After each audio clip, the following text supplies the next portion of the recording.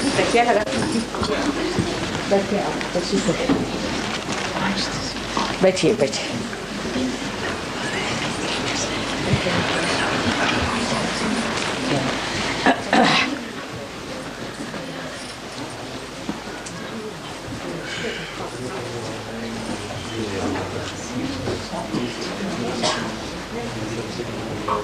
हमारे zone chairman line Juneja हाथ पहनाएंगे माता जी।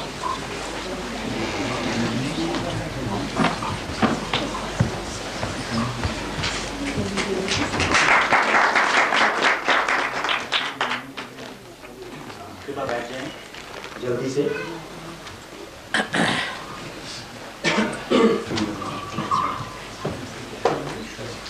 थोड़ा जल्दी कर दें प्लीज। परम पूजनीय माता जी, हमारे बाहर से आए हुए अतिथि, बाहर के देशों से, धर्मशाला के मेहमान, लाइन लेडीज और बच्चों, ये हमारी लायंस क्लब धर्मशाला केवल 2 बरस और 8 महीने पुरानी है और प्रारंभ से ही इस क्लब को विश्व के उच्च कोटि के धर्मात्मा संत हमें संबोधित और करते रहे हैं और आशीर्वाद देते रहे हैं। कोई 3-4 बार दलाई लामा जी ने हमें आशीर्वाद दिया, स्वामी चिन्मयानंदा जी ने, और आज परम पूजनीय माता जी हमें रूहानगी की ओर ले जाने के लिए विराजमान हैं। तो आज इस शुभ अवसर पर अभिवादन करेंगे लाइन प्रेसिडेंट एस के पांडे।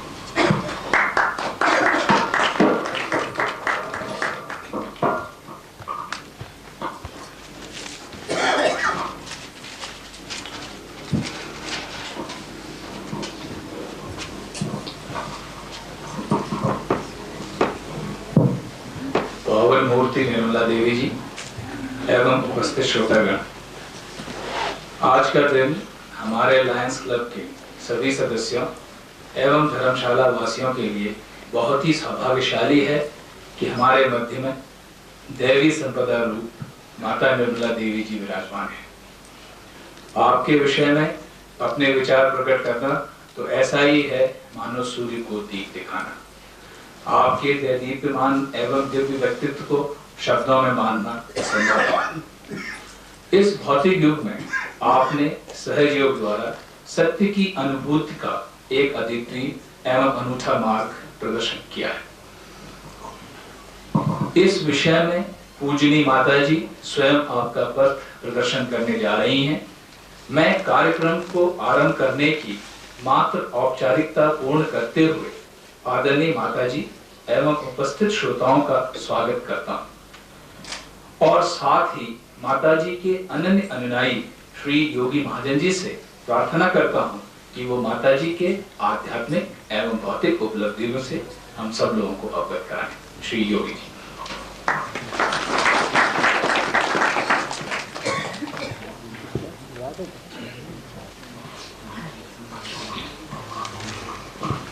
पूजनीय श्री माता जी निर्मला देवी, भाई और बहनों, मैं लायंस क्लब का बहुत अति धन्यवाद करता हूं जो कि उन्होंने इस उत्सव पर इतना कष्ट किया और आप सबको सहयोग में और श्री माता जी के आशीर्वाद में लाने की उन्होंने इतना बड़ा उत्सव किया। आप जानते ही हैं कि लायंस क्लब जो है उनका सिंबल है एक शेर जो आपके सामने यहाँ लगा है, और शेर जो है वो देवी का ही वाहन है। और ये बहुत महत्व की बात है कि इस शेर जो कि देवी का वाहन है उसी के द्वारा आज देवी हिमालय में विराजमान किया है और लायंस क्लब के द्वारा श्री माता जी का यहाँ आना हुआ। इसी से सहयोग और बढ़ने वाला है। श्री माता जी के बारे में तो शायद आप जानते होंगे, बहुत कुछ लिखा गया है और हमारे पुराने ग्रंथों में इनके बारे में लिखा था कि कलयुग के समय में ऐसा देवी का अवतार होगा जिससे परिवर्तन आने वाला है, जिस परिवर्तन से कलयुग एक सतयुग बनने वाला है। और बाहर के देशों में भी जो दूरदर्शी हुए, जैसे कि अमेरिका में एक बहुत प्रसिद्ध दूरदर्शी हुए जीन डिक्सन नाम के, उन्होंने इनके बारे में कई साल पहले प्रेडिक्शन की थी कि ऐसे ऐसे एक देवी के अवतरण आएंगे और वो ऐसा एक नया योग लाएंगे जिससे कि बहुत लोगों को बहुत जल्दी योग मिल जाएगा। और इंग्लैंड में भी एक प्रसिद्ध विलियम ब्लेक नाम के दूरदर्शी हुए, बहुत संत थे, उन्होंने अपनी कविता में 100 साल पहले श्री माता जी के बारे में वर्णन किया कि किस किस स्थान में वो रहेंगी, किस किस स्थान में उनके घर बनेंगे। और ऐसा ही हुआ कि जहां जहां इंग्लैंड में श्री माता जी के घर बने, वही जगहों का वर्णन उन्होंने अपने लेखों में किया था। तो ये तो हुई एक भविष्य की बात, पर वर्तमान में भी इसका हमें अनुभव है कि कुल पिछले 10 सालों में सारे विश्व में लोगों ने इनकी शक्ति का अनुभव किया है, जिसके वाइब्रेशन से, चैतन्य से लोगों को अनुभव होता है। और इस अनुभव से ही बहुत सी बीमारी लोगों की दूर हो जाती है। कई ऐसे पेशेंट आए हैं जो कि पैरालिसिस से सफर करते आए हैं, कैंसर से सफर करते आए हैं, और भी इस तरह की बीमारियों से करते आए हैं, और सहज योग में आने से इस चेतना के द्वारा वो ठीक हो गए हैं।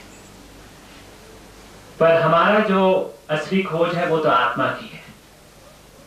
ये रोग तो चलते ही रहेंगे और ठीक भी हो जाएंगे, पर जब आत्मा को हम पा लेंगे तो उसी से हमारा क्षेम होता है, उसी से हमारा आर्थिक, मानसिक और धार्मिक क्षेम होता है। और इस चीज को जो पा लेता है वो फिर हर चीज का असर जान लेता है। इसी की सत्ता से हम ईश्वर को पहचानते हैं। नहीं तो हमारे पास ईश्वर को पहचानने की कसौटी ही क्या है। किसी ने एक बात कही, दूसरे कोई और बात कही, एक संत ने कुछ कहा, दूसरे ने कुछ कहा, और इसी को हम मानसिक द्वारा समझने की कोशिश करते हैं, पर अनुभव नहीं उसका होता। अनुभव होने से ही परिवर्तन होता है। सहज योग में अनुभव होता है हमें इस शक्ति का, जब हमारे भीतर में एक शक्ति है जो कि कुंडलिनी कहलाती है, और ये हमारे भीतर में छिपी रहती है, और तभी जागरूक होती है जब कोई ऐसा अवतार आता है और उसे जागरूक करता है। और बड़ी बात तो ये है कि केवल जब हम जागरूक हो जाते हैं तो केवल हम ही नहीं जागरूक होते, पर हमारे में भी वो शक्ति आ जाती है कि हम दूसरों को जागरूक करते हैं। जिस तरह की एक दीप दूसरे दीप को जलाता चलता जाता है। तो इसी से साबित होता है कि केवल ये एक मेस्मरिज्म या समझ लीजिए एक व्यक्ति की सामित शक्ति नहीं है, पर विश्व शक्ति है, क्योंकि इसे हर आदमी अनुभव कर सकता है। पर उसके लिए आपके भीतर में सत्य की खोज की चर्चा चाहिए कि आप ईश्वर के द्वारा आपकी दृष्टि चाहिए, उसके बिना ये नहीं होने वाला।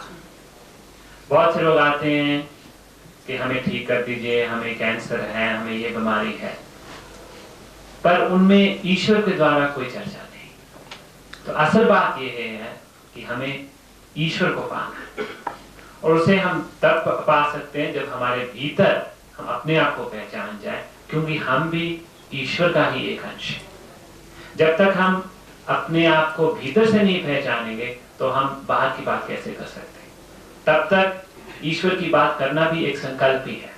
आपकी ही बनाई हुई मूर्तियां हैं, आपके ही बनाए हुए भजन हैं, आपकी ही बनाई हुई पूजाएं हैं, उसी में आप रमन रहते हैं, वो आपका एक संकल्प ही है। वो अभी अनुभव नहीं बना।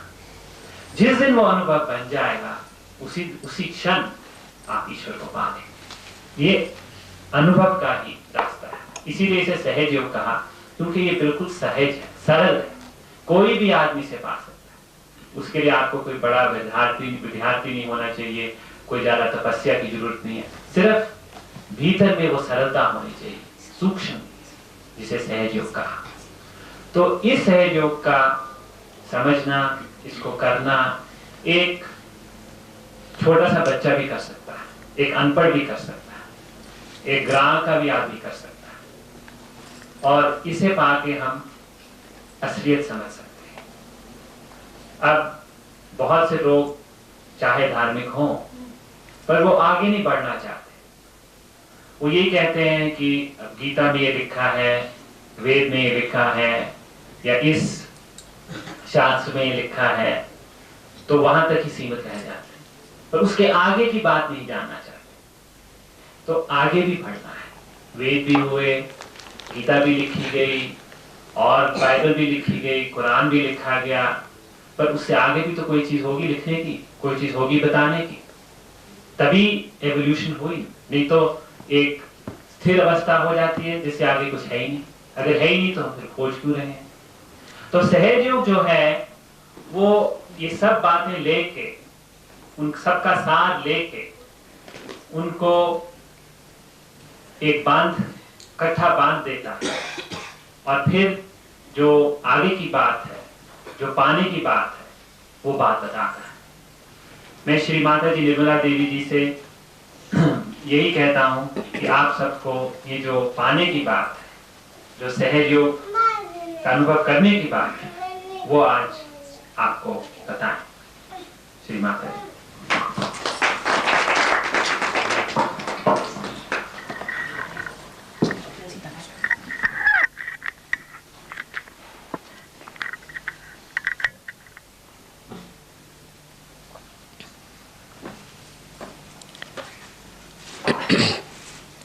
धर्मशाला के सर्व सत्य को शोधने वाले साधकों को हमारा प्रणिपात।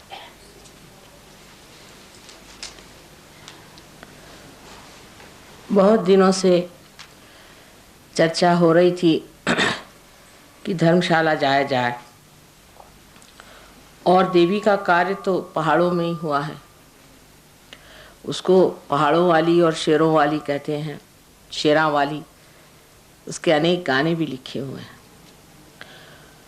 और आश्चर्य की बात है कि सहज में ही मैंने कहा कि इन तारीखों को मैं आ सकती हूँ। बाद में पता हुआ कि नवरात्रि के दिन ही यहाँ आना होगा, और जहाँ की 7 कुमारियों देवियों ने कार्य किया हुआ है, 7 बहनों का जहाँ कार्य किया हुआ है, उस जगह इस वक्त पहुँचना बहुत ही मुझे आनंददायी लगा। कितना शुभ मुहूर्त रहा कि जहाँ मैं आपके सामने आ सके। इसके लिए मैं लायंस क्लब के बहुत आभारी हूँ कि उन्होंने इतने सुचारू रूप से इसकी व्यवस्था की, तथा पांडे साहब ने बहुत ही सुंदर हिंदी भाषा में हम लोगों को जो कुछ भी बताया है, उससे ये जाहिर होता है कि चाहे इंसान कितना भी अपने संस्कृति से और अपनी गहनता से अपरिचित सा लगे, लेकिन उसके अंदर बहुत गहनतम वो चीज़ अभी छिपी हुई है जो कि वो बहुत आसानी से पा सकता है।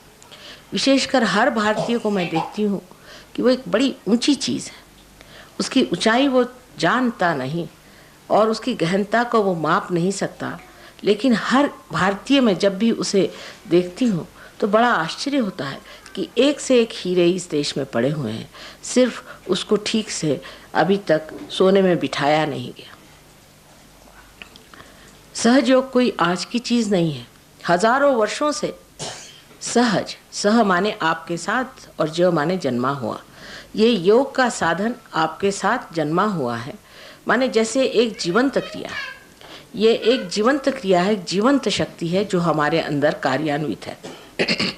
अब हमें कहा जाता है कि हम अमीबा से इंसान बन गए, तो कैसे बने, किस तरह से बने? किसने बनाया? हमें तो कुछ पता नहीं किस तरह से बन गए, सहज बने। जो एक आप बीज जमीन के अंदर लगा देते हैं, उसमें जो अंकुर आता है वो सहज है, उसमें आप कुछ कर नहीं सकते, वो सहज है, क्योंकि एक जीवंत क्रिया है। जितनी भी जीवंत क्रिया है वो सहज है। हमारा श्वासोच्छ्वास लेना भी एक सहज क्रिया है। अगर हमें श्वासोच्छ्वास लेने के लिए किताबें पढ़नी पड़े और या तो किसी से सीखना पड़े तो न जाने कितने लोग जी सकेंगे। इसी प्रकार कुंडलिनी की भी जो शक्ति है वो भी सहज में ही जागृत होती है। ये शक्ति अंदर हमारे अंदर निहित है, हमारे त्रिकोणाकार अस्थि में, और उसे हम मूलाधार कहते हैं, माने वो हमारे मूल जो कि कुंडलिनी है उसका आधार है। ये शक्ति हमारे अंदर है। ये हजारों वर्ष पूर्व, 14,000 वर्ष पूर्व कहते हैं कि मार्कंडेय स्वामी ने अपने देवी महात्म्य में बताई थी। कोई मैं नई बात आपसे नहीं बता रही। जो आज सहयोग खड़ा हुआ है उसी परिपाटी पर, उसी परंपरा पर ही आधारित है। आज उसकी फलश्रुति होने वाली, उसके फलस्वरूप आपको आज जागृति मिलने वाली है। कोई मैं इसमें नई बात नहीं कर रही हूँ, क्योंकि जो चीज़ एक बार जागृत हो जाती है वो आखिर कहीं ना कहीं फलश्रुत होना ही चाहिए। जैसे कि एक पेड़ है, जब आपने बीज लगा दिया, उसका पेड़ हो गया, तो उसमें ज़रूरी है कि फूल आ जाए और फूल में फल लग जाए। इसमें आपको करना धरना क्या है? ये तो स्वयं ही अपने ही अंदर बंधी हुई सब चीज़ों से अपने आप प्लावित होता है, अपने आप बनता है। उसके लिए कोई विशेष चीज़ करनी नहीं होती। तो सहज का दूसरा अर्थ भी हमारे रोज़मर्रा की भाषा में यह है कि जो सरलता से मिल जाए। सहज माने बिल्कुल ही सहज हो गया, कोई काम सहज हो गया। लेकिन सहज का मतलब है आपके साथ पैदा हुआ। अब ये योग का आपके अंदर अधिकार आप ही के साथ पैदा हुआ है। ये बात कही गई है, अनेक वर्षों में ये बात कही गई। अभी आप सोचिए कि नानक साहब ने, कबीरदास जी ने इसको बहुत उगाड़ कर कहा, पर उससे पहले अपने यहाँ जो आदि शंकराचार्य, जो बड़े भारी हिंदू धर्म के प्रवर्तक हो गए, उन्होंने साफ साफ कह दिया कि सहज ही होना चाहिए। कुंडलिनी एक सहज शक्ति है और सहज कार्य करती है। उन्होंने कोई विशेष धर्म संस्था या इस तरह से बात नहीं की थी। उन्होंने तो ऐसी बात कही थी कि जो हमारे अंदर शक्ति है माँ की, उसे जागृत कर लीजिए, आपके अंदर आपका दूसरा जन्म हो जाएगा, आप आत्मा स्वरूप हो जाएंगे, तभी आप जानेंगे कि आप एक ब्रह्म तत्व हैं और बाकी जो है वो मिथ्या। ये बात बिल्कुल सही है, बाकी सब मिथ्या है, एक ब्रह्म मात्र सत्य है। अब ये ब्रह्म चीज़ क्या है? ये ब्रह्म चीज़ जो है वो है परमात्मा की सर्वव्यापी शक्ति। ये सारे संसार में हम रोज़मर्रा देखते हैं कि एक फूल क्या, हजारों फूल क्या, करोड़ों फूल फल बनते। वही पेड़ पनपता है, उसके अंदर से शाखाएं निकलती हैं, उसमें से पत्तियां निकलती हैं, उसके अंदर फूल, उसके बाद फल। रोज़मर्रा हम कितनी ही इस तरह की जीवंत क्रियाएं देखते हैं, लेकिन हमें आश्चर्य ये होता है कि इस बारे में हम सोचते नहीं कि ये हमें सब किस तरह से मिल रहा है, ये सब कौन कर रहा है।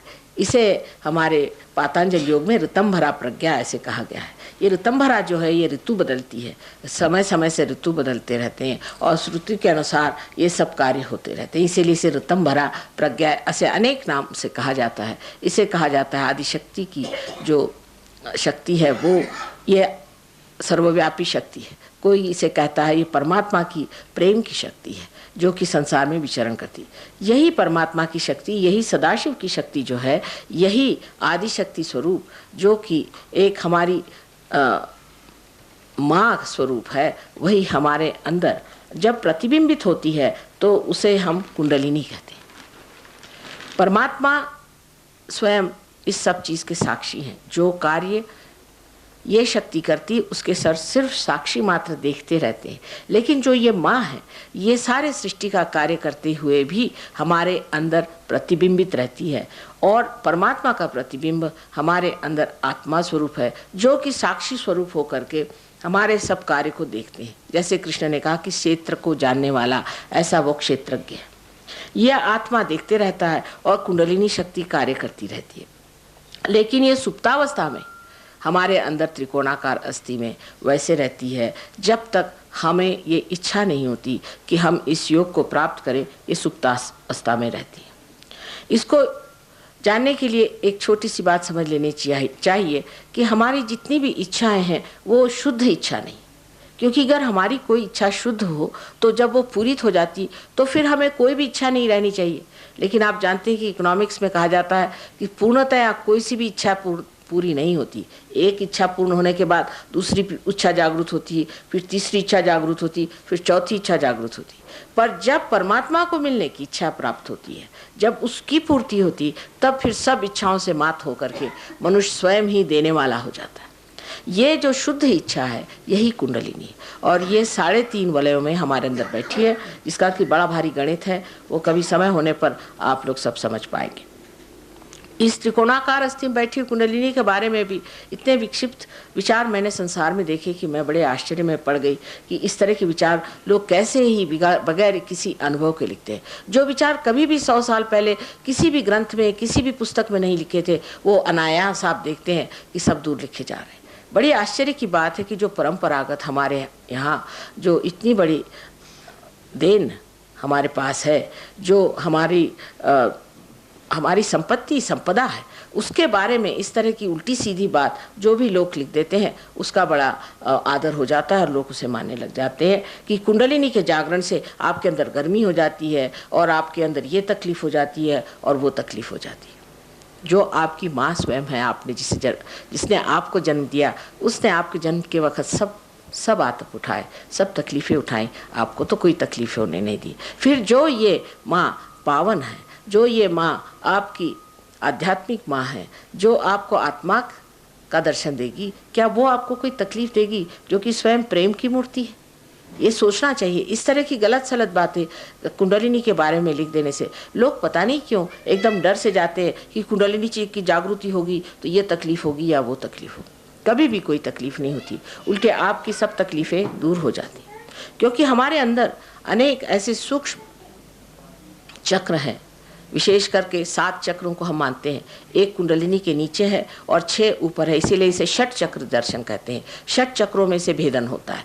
जब कुंडलिनी इनको भेदती है तो ये चक्र जो कि कमज़ोर हो गए हैं हमारे अतिशयता की वजह से, जो हम मध्य मार्ग से हट गए हैं, उन सब चक्रों को जागृत कर देती है। और जब ये चक्र जागृत हो जाते हैं तो उन चक्रों से प्लावित जो हमारे अंदर शारीरिक तौर पर, जिसे हम प्लेक्सस कहते हैं, वो जागृत हो जाते हैं, और मानसिक तौर पर जो और ग्लैंड वगैरह हैं वो जागृत हो जाते हैं। इस तरह से हमारी मानसिक और हमारी शारीरिक जितनी भी त्रुटियां हैं अधिकतर ठीक हो जाती हैं। ये बहुत ही आसान चीज़ है। इसे करने के लिए आपको कोई मेहनत करने की ज़रूरत नहीं। दूसरी बात यह है कि धर्म के नाम पर लोग पैसा इकट्ठा करते हैं। हमको खुद सोचना चाहिए कि धर्म ये हमारी अंदर की शक्ति है। दूसरे परमात्मा के नाम पर पैसा इकट्ठा करना तो और भी मुझे बड़ा आश्चर्यजनक लगता है। परमात्मा तो पैसे को समझता नहीं कि चीज़ क्या है। जो लोग इस तरह के काम करते हैं उस पर हम फ़ौरन विश्वास कर लेते हैं, और 2-4 पैसा देने के बाद हम ये सोचते हैं कि अब तो इनको पैसा दे दिया है, ये जो भी करते हैं वो करना चाहिए, क्योंकि हमने पैसा दे दिया, जैसा भी है उसमें गुजरना चाहिए। आप परमात्मा को पैसे से खरीद नहीं सकते, ना उसे जान सकते हैं। यही क्या आप सोचे कि ये धरा है जो कि एक बीज को उगाती है, क्या उसको पैसा देने से वो समझेगी? क्या आप सर के बल खड़े हो जाएं तो वो समझेगी? उसकी कोई समझ में बात आएगी?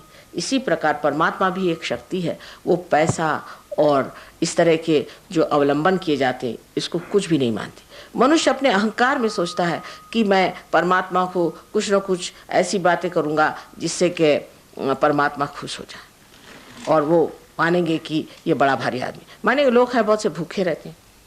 हमारे देश में एक और बीमारी है कि उपास करें। आज नवरात्रि के दिनों तो बिल्कुल उपास करना नहीं चाहिए।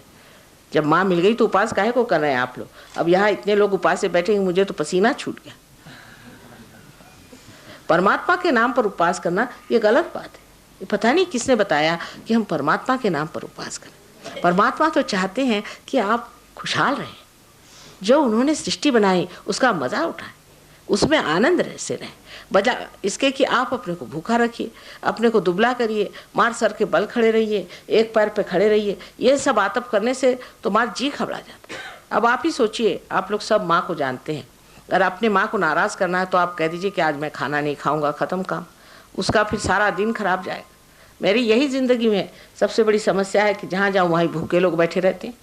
देहात में जाओ तो वैसी भूखमरी है और शहर में जाओ तो लोग उपवास करते हैं। न जाने कैसे जो भी दिन हमारा प्रोग्राम होता है, कोई ना कोई शुभ दिन होने की वजह से उस दिन बराबर उपवास होता है। जैसे गणपति का उपवास बहुत महाराष्ट्र में होते रहता है। हमारे यहाँ एक महाशय जो कि गणपति को बहुत मानते थे, वो हमारे पास आए और हमें कहने लगे कि हमें प्रोस्टेट ग्लैंड की तकलीफ हो गई। तो मैं बड़े आश्चर्य में आई कि प्रोस्टेट ग्लैंड तो गणपति संभालते हैं और इनकी कैसे खराब हो गई, और वैसे सहयोगी हैं। तो मेरे कुछ समझ में नहीं आया। मैंने कहा आपकी प्रोस्टेट ग्लैंड कैसे खराब हो गई भाई, कुछ समझ नहीं आता। तो कहने लगे कि हो तो गई है, डॉक्टरों ने कहा कि इसको तो निकालना पड़ेगा बड़ी बुरी हालत में। तो मैंने, हमारा तो प्रसाद आप जानते हैं चना है, तो चना निकाल करके मैंने कहा अच्छा प्रसाद ले लो फिर देखते हैं। तो ज़रा हिचकिचाने लगे। मैंने कहा क्यों? कहले आज संकष्टी है, आज तो हमें उपवास करना होगा, हम तो उपवास किए हुए हैं। मैं कहा उपवास करें संकष्टी के दिन?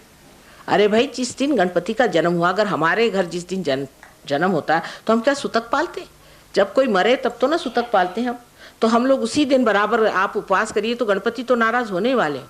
आपको आश्चर्य होगा कि मैंने उनको चना खाने को दिया और घर वो गए। उसके बाद मैंने कल डॉक्टर को आप दिखा दीजिए, दूसरे दिन उनका ग्लैंड ठीक हो गया। ये बिल्कुल कमाल की चीज़ है, लेकिन होता है।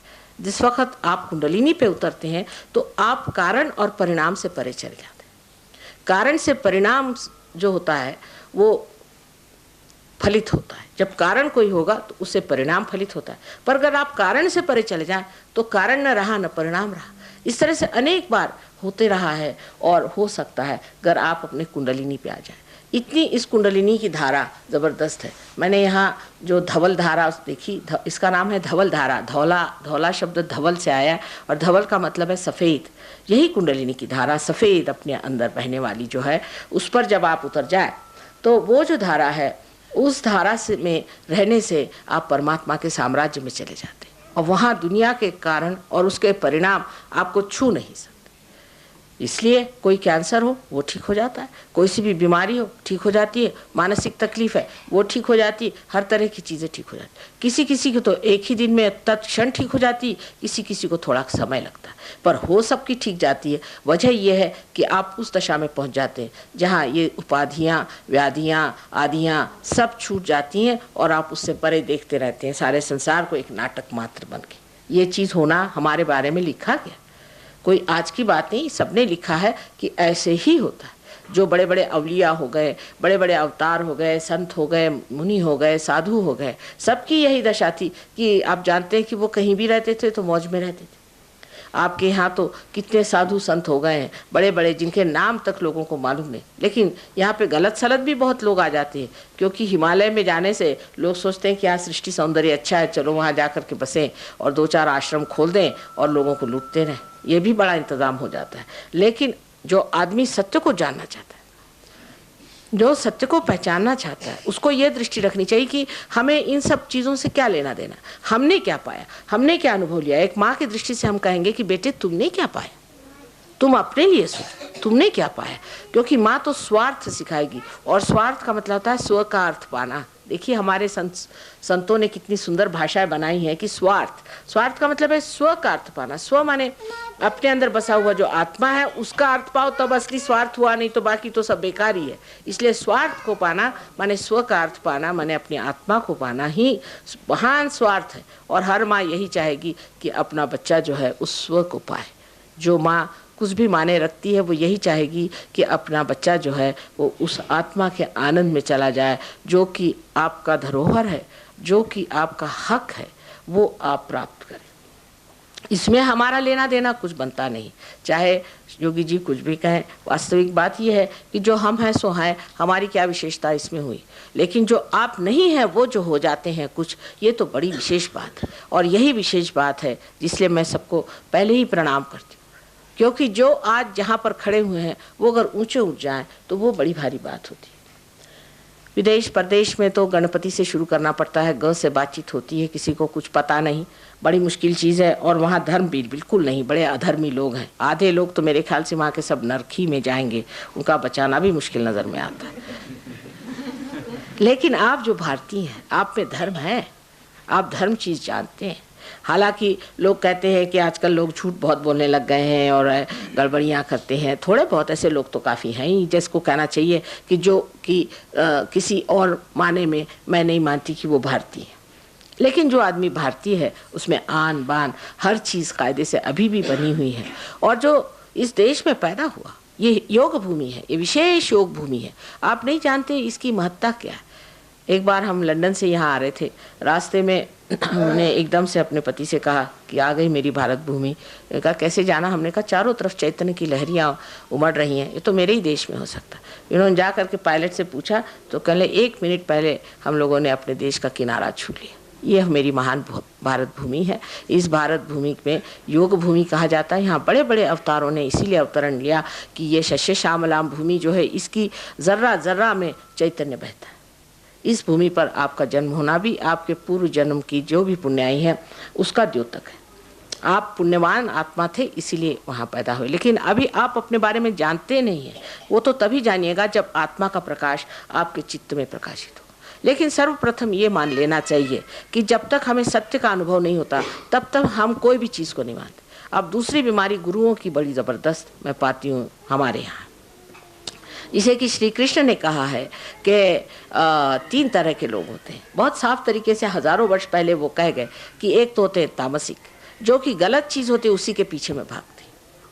उनको कितना भी बताइए कि ये गलत है तो भी वो गलत चीज़ों के पीछे में भागते हैं कि भाई हमारे गुरु को कुछ मत कहो माँ, वो तो सिर्फ थोड़ा सा रुपया पैसा लेते हैं और तो कुछ नहीं, उनको हमने थोड़ा बहुत सोना भी दे दिया और तो कुछ नहीं, कुछ हमारे घर से 2-4 लड़कियाँ उनके सेवा में रहती। बड़े अच्छे गुरु हैं आपके। और उनसे अगर आप कहें कि ये गुरु का चक्कर आप छोड़िए, आप स्वयं गुरु हो जाइए, तो उसको वो मानते नहीं कि एक गुरु है उसको बना के कहीं बिठा के रख दिया कि ये भाई मेरा गुरु है। अब हो गया हमारे, अब कोई जिज्ञासा आत्मा की तरफ नहीं रही कि ये तो मेरा गुरु बन गया, इसको मैं थोड़े बहुत पैसे देते रहता हूँ, एजेंसी बना दी, अब वो देखता रहता है मेरे अध्यात्म को। अब गुरु का मैंने नाम ले गया, अब मेरे गुरु मुझे ले जाएंगे। न जाने वो शायद कल नर्क जा रहे होंगे तो आप भी उनके पीछे चले जाइएगा। आपको क्या पता कि ये असल आपके गुरु हैं या नकल है? आपने कैसे जाना? जानने का कोई मार्ग भी तो नहीं है। उसके जानने का मार्ग बताया गया कि आत्मा से ही आत्मा को जाना जाता है। इसलिए जब तक आप इस चैतन्य को नहीं पाइएगा आप जान नहीं सकते कि ये आदमी सच्चा है झूठा है। वैसे तो ऊपरी तरह से आप जान समझ सकते हैं अगर अपनी बुद्धि आप तीक्ष्ण रखें, लेकिन कोई भी आदमी काशाय वस्त्र पहन के आए तो आप सोचते हैं कि बड़ा बढ़िया आदमी है, क्या कहने, ऐसा बढ़िया आदमी है कि कुछ पूछे नहीं। हालांकि उसके मुँह पे हज़ारों झुर्रियाँ पड़ी होंगी, उसके शक्ल में कोई भी तेजस्विता न हो, कोई भी नूरानी चेहरा न हो, लेकिन आप सोचेंगे बस ये काशाय वस्त्र पहन के आए तो बहुत बड़े आदमी। लेकिन सीता जी ने अपने आख्यान में, जो कि वाल्मीकि जी ने रामायण लिखा है, एक पूरा की पूरा चैप्टर लिखा हुआ, पूरा अध्याय लिखा हुआ है। उन्होंने साफ साफ बताया कि औरतों को किसी भी सन्यासी के पीछे भागने की ज़रूरत नहीं, क्योंकि एक बार वो गलती कर चुकी थी। अगर कोई सन्यासी है तो उसको किसी की दहलीज, किसी भी गृहस्थ की दहलीज लांघने का अधिकार नहीं। दूसरी बात, किसी भी गृहस्थ का रुपया खाने की उसको अधिकार नहीं। देखिए उन्होंने इतनी बातें लिख रखी। और अगर कोई सन्यासी बन के घूमता है तो उसको गांव से बाहर रहना चाहिए, वो भी 2 दिन से ज़्यादा किसी गांव में न रहे। और औरतों को तो किसी भी सन्यासी के पैर नहीं छूने चाहिए, साफ उन्होंने लिख दिया। लेकिन हम वाल्मीकि रामायण पढ़ते नहीं, अगर पढ़ें तो सीता जी ने साफ साफ उसमें लिख दिया है कि इस चक्कर में नहीं आना सन्यासियों के। सहयोग में सन्यासी होना बिल्कुल मना है, सन्यास लेना ही मना है, क्योंकि आप विदेही हो जाते। जैसे राजा जनक थे, उनको कोई ज़रूरी नहीं कि आप बाह्य से कोई चीज़ को माने। बनते तो सन्यासी रुपया इकट्ठा करते हैं, बंगले बनाते हैं, घर बनाते हैं, महल बनाते हैं, बड़े बड़े सोने चांदी के बर्तनों में शराब पीते हैं और कहते हैं कि हम सन्यासी बाबा हैं, और सारा पैसा हम गृहस्थों से ले जाते हैं। गृहस्थ बहुत बड़ा यज्ञ है। इस यज्ञ से आप चाहते हैं कि आप रुपया पैसा लें, पैसा कमाएं और बने बड़े आदमी, सो गलत बात है। आप देखिए आज तक किसी भी महापुरुषों ने ऐसे कार्य नहीं किए, कहीं भी नहीं सुना दे। ईसा मसीह थे, वो एक सुतार के कारपेंटर के लड़के थे, वो अपना कारपेंटर का काम करते थे और उसी ढंग से रहते थे। राजा जनक थे, वो बड़े भारी राजा थे, राजा के जैसे रहते थे क्योंकि राजा थे, लेकिन अंदर से विदेही थे, इसलिए सीता जी को वैदेही कहा जाता है। संन्यास एक अंदर की भावना है। जब आदमी संन्यास्त हो जाता है तो वो छटक जाता है। संसारिक चीज़ों से छटक जाता है और उसकी ओर देखते रहता है, उसमें उसका लोभ मोह नहीं रह जाता। हालांकि सब चीज़ उसके अंदर से गुजरती रहती है, लेकिन वो देखता मात्र है, उसके अंदर उलझता नहीं।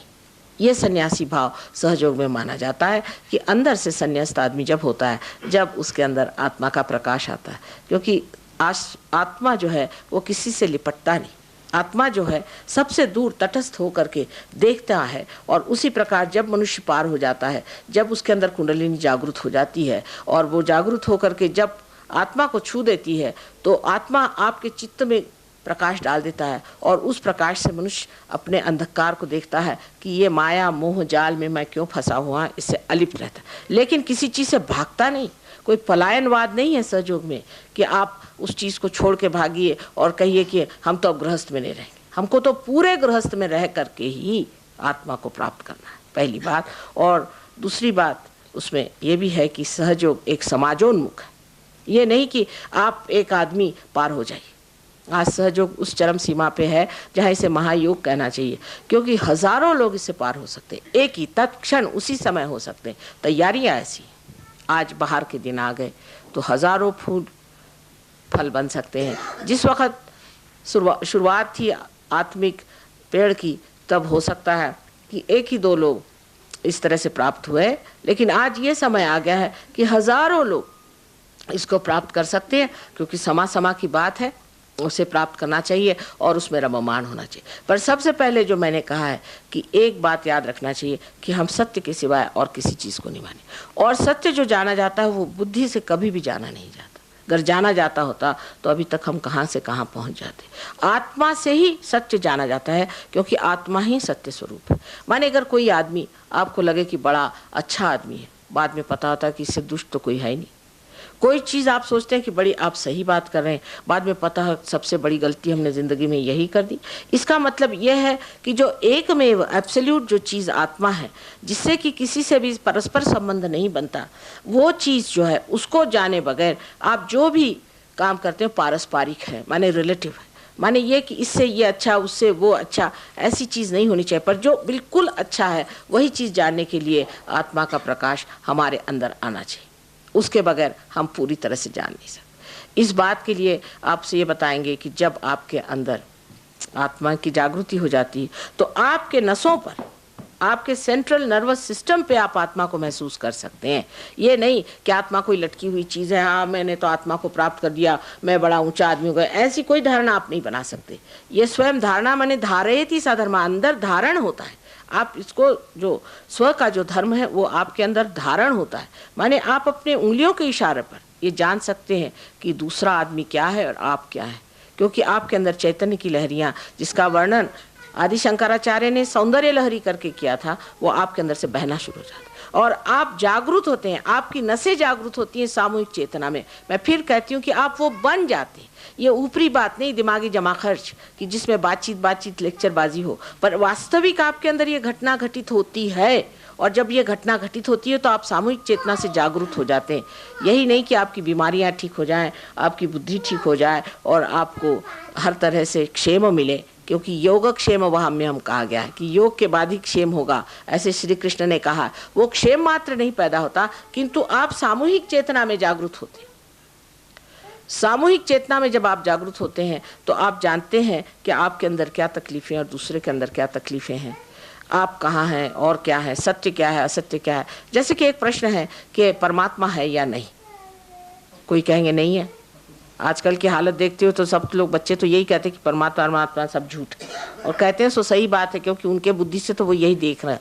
लेकिन परमात्मा है या नहीं, इसको सिद्ध करने का अब समय आ गया। जिस वक्त आप ऐसा सवाल पूछते हैं परमात्मा है या नहीं, तो अगर आप आत्मा से प्रकाशित हैं तो आपके अंदर ठंडी ठंडी लहरें, इसको कि शंकराचार्य ने वर्णन किया हुआ है, सलीलम सलीलम, ठंडी ठंडी लहरें बहने लग जाती। बाइबल में इसे कहा गया है कि cool bridge of the Holi ghost, Holi ghost माने आदिशक्ति, तो ठंडी ठंडी हाथ में बहना शुरू हो जाती। और जिस वक्त आपकी जागृति थी तब आपके मस्तिष्क में आप जानते हैं जिसे ब्रह्मरंध्र कहते हैं, जो तालु स्थान है, वहाँ से ही कुंडलिनी जब आ जाती तो आप ही के सर में से ठंडी ठंडी हवा आने लग जाती। आपको आश्चर्य होता कि मेरे ही सर में से कहाँ से ठंडी ठंडी हवा आनी शुरू हो गई। ये जब तक घटित नहीं होता तब तक ऐसे सर्टिफिकेट लेना कि मैं बड़ा भारी आदमी हूँ, मैं फलाना काम कर सकता हूँ, ये सब झूठी बात है। आपको कभी कभी आश्चर्य होगा कि एक सर्वसाधारण रास्ते पे बैठा हुआ आदमी भी रियलाइज सोल होगा, आत्म साक्षात्कारी होगा, और जो अपने को बड़े भारी साधु संत बना करके घूमते हैं वो नहीं होंगे। ऐसी बहुत बार मैंने ऐसी चीज़ें देखी हुई। मुझे बड़ा आश्चर्य होता है कि ये लोग झूठ मूठ में इस तरह का अवतार लेकर के कैसे घूम सकते हैं और करोड़ों रुपया इकट्ठा कर सकते हैं। इनमें भय नहीं, परमात्मा का भय नहीं। अगर परमात्मा का भय हो तो सोचेंगे कि इस तरह के कार्य हम झूठ मूठ में क्यों करते और ऐसे लोगों को दगा क्यों देते। ये दगा देने की चीज़ है। जब तक आप में आत्म साक्षात्कार प्राप्त नहीं हुआ आपको कोई अधिकार नहीं कि आप धर्म की चर्चा करें। और जब तक आपके अंदर आत्म साक्षात्कार प्राप्त नहीं हुआ, अगर मैं आपसे कहूँ कि ये काम मत करो बेटे, वो काम मत करो, तो आप ज़रूर करें, वो काम आप ज़रूर करें, क्योंकि मैंने कहा है कि आप न करें। पर जब धर्म आपके अंदर जागृत हो जाएगा तो आप आश्चर्य करेंगे कि मैं कहूँगी भी कि अधर्म करो तो आप नहीं करेंगे, क्योंकि आप स्वयं धर्मात्मा हो गए। ये आपके अंदर जो पेशियाँ हैं आपके पेट में, जिससे कि मेद बनता है। आप जानते हैं कि जो अपने सर में मस्तिष्क में जो ब्रेन है उसे मेद कहा जाता है। ये जो है इस मेंदू कहते हैं। मेंदू माने जो इंदु, इसके अंदर चंद्रमा का प्रकाश जब आ जाए मेद में तो वो मेंदू हो जाता है। और ये जो चंद्रमा का प्रकाश है, ये जो धर्म का प्रकाश है, ये हमारे अंदर कुंडलिनी के जागरण से होता है। जब कुंडलिनी हमारे पेट में स्वादिष्टान चक्र में आती है तो हमारे अंदर मस्तिष्क में जो छोटे छोटे पेशियाँ हैं वो पेशियाँ धर्म से जागृत हो जाती। और जब हमारे अंदर धर्म जागृत हो जाता है और जब हमारे मस्तिष्क में चला जाता है तो हम कोशिश करने पर भी अधर्म नहीं कर सकते। आपने देखा है कि जितने महात्मा हुए हैं उनको कोई बताना थोड़ी पड़ता है कि तुम गलत काम मत करो, वो गलत काम कर ही नहीं सकते। यही तो पहचान महात्माओं की है कि वो गलत काम नहीं कर सकते, चाहने पर भी नहीं कर सकते। इसलिए आप भी वही हो सकते हैं बहुत आसानी से। बहुत आसान चीज़ है, सहज है, सरल है। लेकिन ये मानना कि ये चीज़ इतनी सहज सरल है, जो बुद्धिवादी लोग हैं उनके लिए बड़ा मुश्किल होता है। वो कहते हैं कि हम सीधा खाना क्यों खाएं, गोल हाथ घुमा के ही क्यों ना खा लें। अब जिनको गोल हाथ घुमाने का शौक है वो करते रहे, जिंदगी भर करते, जब थक जाएंगे तो आएंगे ही। लेकिन मैं कहती हूँ कि ऐसे भी बहुत से लोग हैं जो चाहते हैं कि किसी तरह से आत्मा को प्राप्त करें। विशेषकर इस कलयुग में इस कदर कश्मकश की ज़िंदगी है, इसमें मनुष्य इतना हैरान और तंग हो गया है, इतना ज़्यादा टेंशन सर पे रहता है कि जैसे ही वो इससे बहुत ज़्यादा तंग आ जाता है तो कहता है कि माँ अब किसी तरह से इससे छुट्टी करा। तो सर्वप्रथम आपको निर्विचार समाधि प्राप्त होती है और उसके बाद थोड़े दिन में प्रयत्न करने से आपको निर्विकल्प समाधि प्राप्त होती है। प्रयत्न का मतलब ये है कि योग के दो अर्थ होते हैं। एक तो पहला अर्थ ये होता है कि इस सर्वव्यापी शक्ति से योग होना, अपने चित्त का योग होना, कुंडलिनी का योग होना, एक योग माने जुड़ना, उसका यूनियन होना, एक ये अर्थ है। और दूसरा अर्थ बहुत गहन है। दूसरा अर्थ है कौशलम, योग कौशलम माने आपके अंदर उसकी युक्ति आनी चाहिए। आपको समझना चाहिए कि शक्ति जो आपके अंदर से बह रही है ये क्या शक्ति, ये शक्ति कैसी है। ये उंगलियों में जो दिखाई दे रही है ये कौन सी चक्र हमारी उंगली, 5 और 6 और 7 ये चक्र हैं, ये कौन सी चक्र हैं। और इन चक्रों में हमें अगर अब समझ लीजिए यहाँ पकड़ा रही, किसी आदमी को यहाँ लग रहा है कि गरम गरम आ रहा है किसी से, तो क्या मतलब है, मैंने इनको हार्ट ट्रबल है। इस उंगली में पकड़ा रहा है तो इसके पिता का या इनका संबंध ठीक नहीं, पिता का जो चक्र है वो खराब हो गया। अगर आप उस आदमी से जाके पूछे कि आपका पिता से आपका कैसा संबंध है, एक साहब इंग्लैंड में ऐसे थे, उनसे सबने जाके पूछा कि भाई आपके पिता का आपका कैसा संबंध है, तो वो आके कहने बड़े आश्चर्य की बात है कि हर आदमी आके मुझसे एक ही बात पूछता है कि पिता का मेरा संबंध कैसे। तो मैंने कहा तुम बताते क्यों नहीं। कहले मेरी यही आश्चर्य होता है कि सब एक ही बात कैसे पूछते, क्योंकि सत्य तो एक ही होता है, चाहे बच्चा हो चाहे बड़ा हो। तो उन्होंने बताया कि मेरा बड़ा संबंध खराब है। उनका कि पहले वो संबंध ठीक करो फिर तुम आओ सहयोग में, इतना खराब तुमने संबंध कर रखा है तो इसीलिए चक्र पकड़ रहा है, तुमको माफ़ कर देना चाहिए अपने फादर को। और वहाँ तो एक बड़ी, आप जानते हैं, बड़ी भारी समस्या है। लेकिन यहाँ ये समस्याएं नहीं है, इसलिए लोग यहाँ बहुत जल्दी पार हो जाते हैं। और जैसे हमें स्वतंत्रता भी बहुत आसानी से मिल गई, सहयोग भी आसानी से मिलता है और उतने आसानी से खोने की व्यवस्था भी हम लोग कर लेते हैं। जैसे स्वतंत्रता को खोने की भी व्यवस्था हम लोग करे हुए हैं, इसी प्रकार होता है यहाँ भारत में कि अपनी गहनता से कोई किसी को पकड़ता नहीं। लेकिन यहाँ इतने देवी भक्त हैं तो मुझे बड़ी आशा है कि पहाड़ों में गहराई तो वैसे ही रोज़ देखी जाती है और ऊंचाई भी देखी जाती है, तो जो मद्देनज़र रहे उसके और आदमी का हमेशा ध्यान आकर्षित रहता है। और हो सकता है कि आज उसी की वजह से ऐसा कार्य हो जाएगा कि आप महान संत साधु यहाँ जो इकट्ठे हुए हैं सब अपने स्वरूप को प्राप्त हो। ये आपकी अपनी धरोहर है, ये आपकी अपनी संपदा है, आपकी अपनी कुंडलिनी है, आपके अंदर अपनी आत्मा है। हमारा क्या लेना देना बनता है, सिर्फ एक बीच में खड़े हुए हैं। आप इसे प्राप्त करें, यही हमारी एक ही इच्छा है। माँ की एक ही इच्छा रहती, अगर आप देखिए कि वो मेरे बच्चे सब कुछ मेरा है वो पालें, और दूसरी इच्छा उसके पास क्या हो सकती है, और उसके अंदर कोई इच्छा हो ही नहीं सकती। अगर हुई तो फिर वो माँ नहीं। तो हम तो इसी कार्य के लिए संसार में आए हैं और यही हमें कार्य करना है। इसमें हमारा आपका लेना देना कुछ नहीं बनता। आप अपने को प्राप्त हो, अपने स्वरूप को पाएं, अपनी संपत्ति को पूरी तरह से उपभोगें, यही हम चाहते हैं। आशा है इस छोटे से लेक्चर में जो कुछ भी मैं कह सकती थी कह दिया। ऐसे तो हज़ारों लेक्चर्स दिए हैं मैंने, हिंदी भाषा में, मराठी में, अंग्रेज़ी में और भी भाषाओं में अनेक बार बोली हूँ, लेकिन इसका कोई अंत ही नहीं नज़र आता मुझे। आप लोग अभी कोई सवाल हो तो ज़रूर पूछ लें, आपके मन में कोई सवाल हो, उसके बाद इस अनुभव को हम लोग प्राप्त करेंगे। जो भी आपको सवाल हो ज़रूर आप पूछ लीजिए।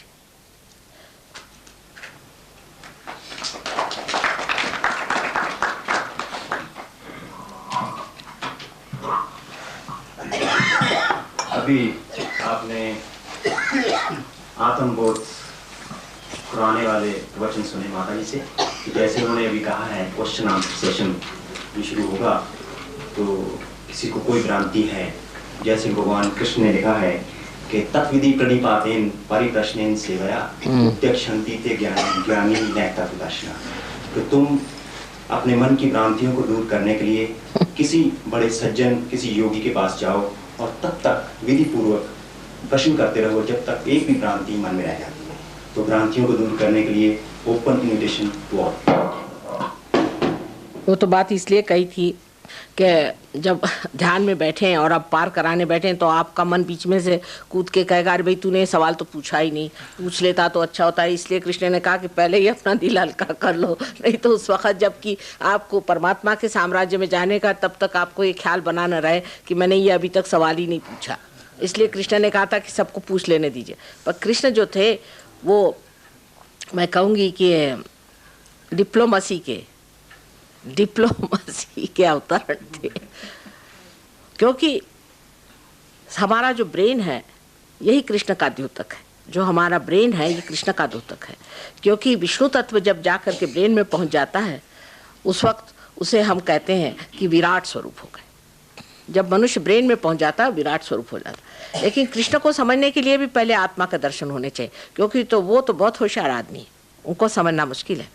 एक चीज़ से ऐसे समझाऊंगी मैं, कृष्ण की आपने बात कही तो, कि एक बच्चा है बाहर बैठा हुआ अपनी गाड़ी हाँक रहा है और घोड़ा पीछे, तो बाप बाहर आकर के कहता अरे बेटे घोड़े को आगे कर ले। शुरू में ही उन्होंने कह दिया था अर्जुन से कि भाई घोड़ा आगे कर ले, पहले ज्ञान को प्राप्त कर, माने विद हो जाए, जो वेद में लिखा है विद हो जाए, माने आपके नसों में आत्मा का दर्शन हो जाए, स्थितप्रज्ञ हो जाओ, ये पहले ही कह दिया। लेकिन अर्जुन ने कहा कि तुम तो इधर स्थितप्रज्ञ होने को कह रहे हो और उधर कह रहे हो तुम साक्षी हो जाओ, तो ये कैसा मेल हो। तो उन्होंने बाप की चाल चली। उन्होंने कहा अच्छा ठीक है घोड़े को पीछे ही रख, कोई अर्जा नहीं, पर मारते रहे और चित्तरक घोड़े पर तो सब ठीक हो जाएगा। ये हो ही नहीं सकता। ये डिप्लोमेसी की बात ऐसी होती है कि कोई सी भी ऐसी विक्षिप्त बात कह दीजिए कि एब्सर्ड बात कह दीजिए कि अगर वो एब्सर्ड बात पूरी नहीं हो तो आदमी झक मार करके फिर सही पर आएगा। ये इनकी डिप्लोमेसी थी, क्योंकि हो ही नहीं सकता। जबकि उन्होंने कह दिया कि कोई सा भी कर्म करते रहो आप परमात्मा में छोड़ो, ये हो ही नहीं सकता। क्योंकि जब तक आप कर्म करते अहंकार बांधते जाएंगे आप, वो तो हो नहीं सकता। जब तक कुंडलिनी जागृत होकर के आप में आत्मा नहीं आएगी, जब आत्मा का प्रकाश आ जाता है तो इंसान कैसे बोलता है तीसरे पुरुष में, ये हो रहा है, ये जा रहा है, नहीं हो रहा है, ये बन रहा है। जैसे कुंडलिनी के लिए कहेंगे चढ़ रहा है, ये पार नहीं हो रहा है। अपना बेटा होगा तो भी कहेंगे माँ पार ही नहीं हो रहा, क्या करें। तृतीय पुरुष में आदमी बात करने लग जाता है, हट के उससे बात करता है, तो आप अकर्म में आ जाते। आपको लगता है, ये नहीं कहते कि मैं कर रहा हूँ, मेरे से हो रहा है, वो कह रहा है ये हो रहा है, ये चल रहा है, बन रहा है, तीसरे पुरुष में जब बोलने लग जाता है इंसान, तब समझ लेना चाहिए कि आत्म साक्षात्कारी है। तब उसके अंदर कोई अहंकार जुटता नहीं, कोई कर्म उसके जुटते नहीं। ये उन्होंने एक पहले कही कि जो कुछ भी कर्म करना है परमात्मा पे छोड़िए, ये होता नहीं, ये सिर्फ तब होता है जिस वक्त आप आत्म साक्षात्कारी होते हैं। दूसरी बात उन्होंने भक्ति पे कहा है कि पत्रम पुष्पम फलम तोयम, जो भी तुम मुझे दे दो वो मैं ले लूंगा। लेकिन भक्ति पे एक शब्द पे उन्होंने सबको चलाया हुआ है, अनन्य भक्ति करिए। जब दूसरा नहीं होता, और दूसरा कब होगा? जबकि आत्मबोध हो जाए। जब तक आत्मबोध नहीं होता तब तक आप तो दूसरे ही, आपका कनेक्शन ही नहीं है, तो आप बात किससे कर रहे हैं? तो उन्होंने अनन्य शब्द पे भक्ति योग सारा बिठा दिया है, लेकिन लोग सोचते ही नहीं उसको कि अनन्य शब्द क्या है। लेक्चर पे लेक्चर मैंने सुने लोगों, मुझे हंसी आती थी कि कहाँ बह के चले जा रहे, पहले अनन्य कहा हुआ। इसी तरह से उन्होंने ज्ञान योग में कहा है कि पहले ज्ञान को प्राप्त करो। ज्ञान का प्राप्त करना माने बुद्धि से प्राप्त करना नहीं है। कबीरदास जी ने कहा है, पढ़ी पढ़ी पंडित मूर्ख भये। मेरे तो पहले समझ ही नहीं आता था पढ़ के पंडित मूर्ख कैसे हो जाते होंगे। आप बहुत से मिलते हैं तो पता चलता है। तो ये जो बात उन्होंने कही थी वही बात है कि शब्द जाल, जिसको कि शंकराचार्य ने शब्द जालम कहा है, शब्द जालम में फंसे हुए लोग हैं, शब्द में घूम रहे। यही कृष्ण ने जो है बात आपसे जो कही हुई है वो साफ साफ कही है, लेकिन उसको भी जानने के लिए पहले प्रकाश आना चाहिए। जब तक आपके अंदर आत्मा का प्रकाश नहीं आया तब तक कृष्ण को जानना मुश्किल है, क्योंकि बिहड़ जीव है वो। उन्होंने सोचा सीधे उंगली घी निकलने नहीं वाला इंसान का टेढ़ी उंगली से ही निकलेगा। और बात सही है, जब लोग हार गए तभी तो ना आज मान रहे हैं कि सहयोग में माँ प्राप्त हो। लेकिन कहा सब कुछ उन्होंने, योग क्षेम वहाम्यम, योग को प्राप्त करो तब क्षेम। अब ये क्यों नहीं सोचते कि क्षेम योग क्यों नहीं कहा भगवान ने? पहले कहते क्षेम, क्योंकि अगर परमात्मा को याद करने से ही क्षेम होने वाला तो कहते अच्छा क्षेम दे दूंगा फिर योग देखो। यानी यहाँ तक कि उनके सुदामा का जो किस्सा है कि सुदामा को जाकर के कृष्ण को मिलना पड़ा और तब जाकर के उनकी भलाई हुई। लेकिन आप देखिए कृष्ण के नाम पर भीख मांगने वाले आपको बहुत से लोग मिलेंगे, खड़े हैं जो कि स्वयं साक्षात लक्ष्मी के पति है, उनकी आराधना करते हुए वो भीख मांग रहे हैं। और हमारे तो लंदन में ऑक्सफोर्ड स्ट्रीट में खड़े होकर के बोदियां बाजार से खरीद करके और इतने भद्दे ढंग से भीख मांगते कि लज्जा लगती। आप सोचे कि जो साक्षात धन्वंतरी हैं, जो साक्षात लक्ष्मी नारायण हैं, उनका नाम लेते हुए आप भीख मांग रहे हैं, ये कैसी बात है? जब आपके राजा ही स्वयं साक्षात लक्ष्मीपति हैं, आप भीख किस लिए मांग रहे हैं? इस तरह से हम बड़ी गलत फहमी में पड़े, इतनी गलत फहमियाँ हमारे अंदर आ गई हैं। और इसकी कोई परंपरागत कोई भी बात नहीं है। मतलब हमारे पास तो सब लिखा हुआ है, हमें तो कोई, हम कह ही नहीं सकते कि भाई इस वजह से नहीं किया, उस वजह से नहीं किया, कोई एक्सक्यूज नहीं है, क्योंकि सब चीज़ लिखी हुई। लेकिन आँख खोल के पढ़िए, वेद भी जो विद माने ये कि आपके नसों पे जानना, पहले ही इसमें लिखा हुआ कि जब तक वेद पढ़ के आपके अंदर ये विदा नहीं होगा तब तक इसे न मानिएगा। मैं कहती हूँ कौन सी ऐसी किताब है जिसमें लिखा नहीं है कि आप आत्म साक्षात्कार को प्राप्त करिए? कहीं निहित है और कहीं खुलकर है, पर हर जगह लिखा हुआ। सो अब पूछिए सवाल। उपवास के बारे में आप कुछ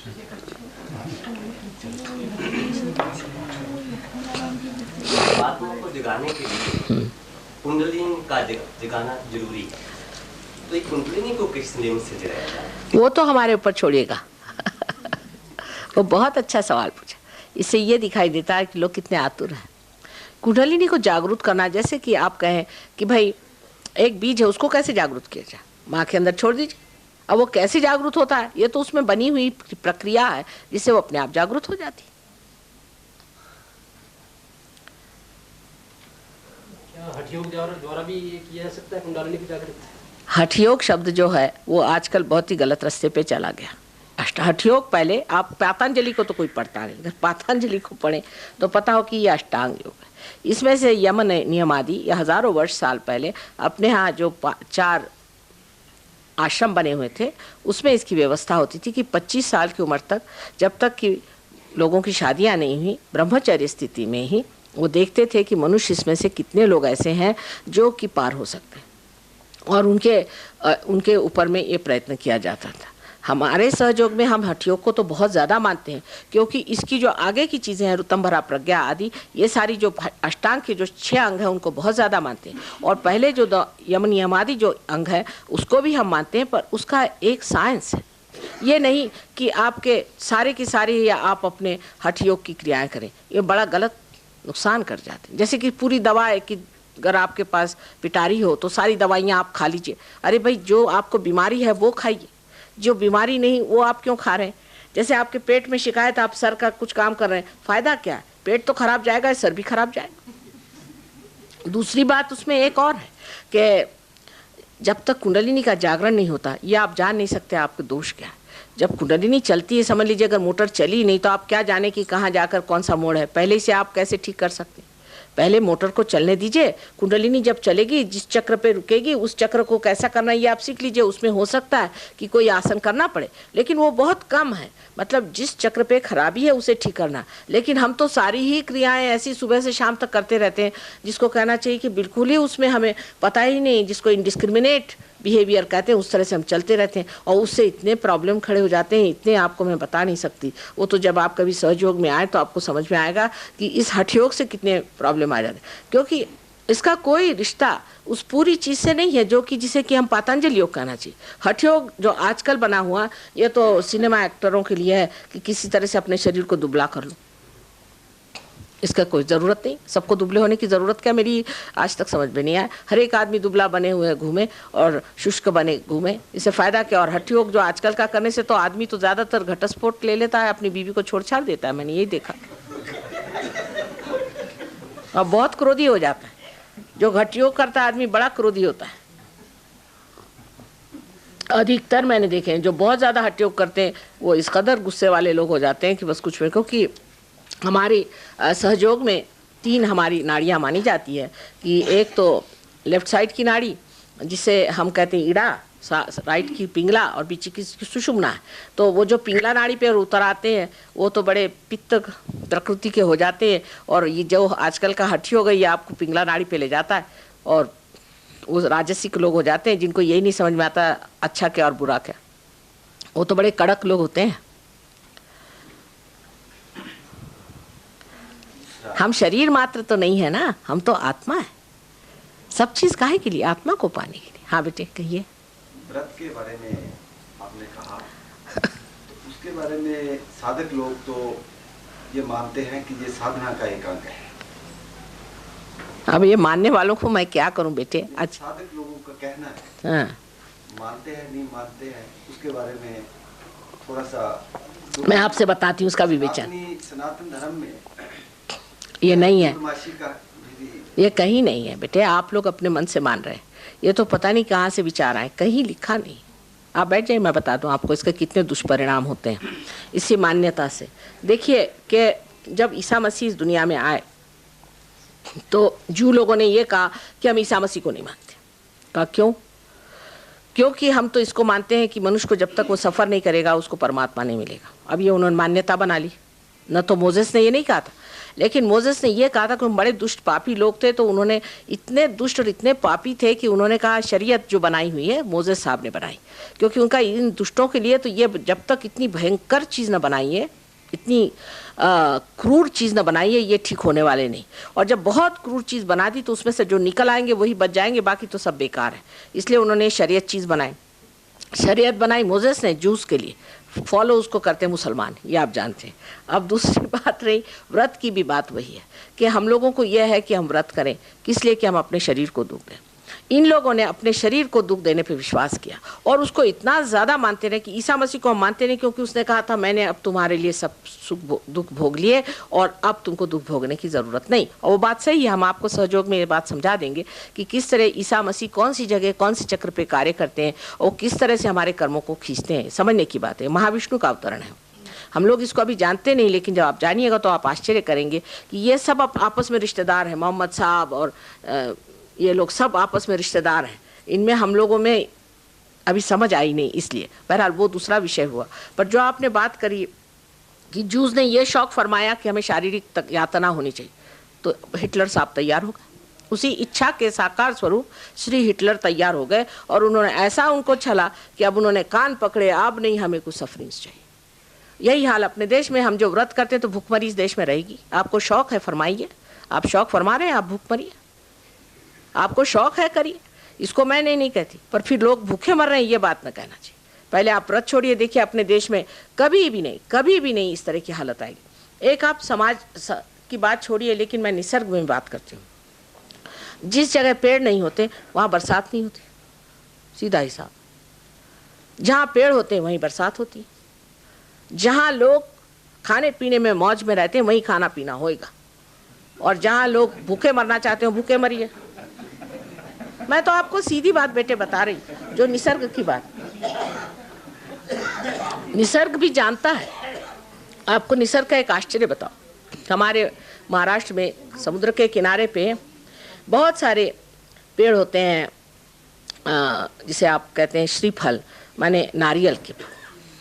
अब वो नारियल के इतने ऊंचे ऊंचे पेड़ होते हैं, और नारियल आप जानते हैं कि कभी कभी 2-2 शेर 3-3 शेर का एक नारियल होता है, और लोग उसके नीचे खूब सोते हैं। तो हमने कहा कि भाई क्या बात, तुम लोग नीचे सोते? कहले माँ, कभी किसी के सर पे या बदन पे, शरीर पे, किसी जानवर के कभी भी आज तक नारियल नहीं पड़ा। अब आप सोच लीजिए, बाकायदा हमारे शाम के वक्त सब लोग बैठे रहते हैं, कभी नहीं कि पेड़ के दूसरी तरफ गिरेगा नहीं, तो गिरेगा नहीं जब तक कोई इंसान बैठा हुआ। ये सारे आश्चर्य हैं। तो क्यों हम चुनौती दें कि हम व्रत कर रहे हैं, तो कहे अच्छा चलो भूखे मरो। हम तो ऐसे बहुतों को जानते हैं कि जो जिंदगी भर व्रत करते रहे, बाद में उनके बच्चों ने उनको भूखा मारा। मैंने कहा परमानेंट व्रत करते रहो, हाँ, लेकिन अपने शरीर को जो उपयुक्त है वो चीज खाओ।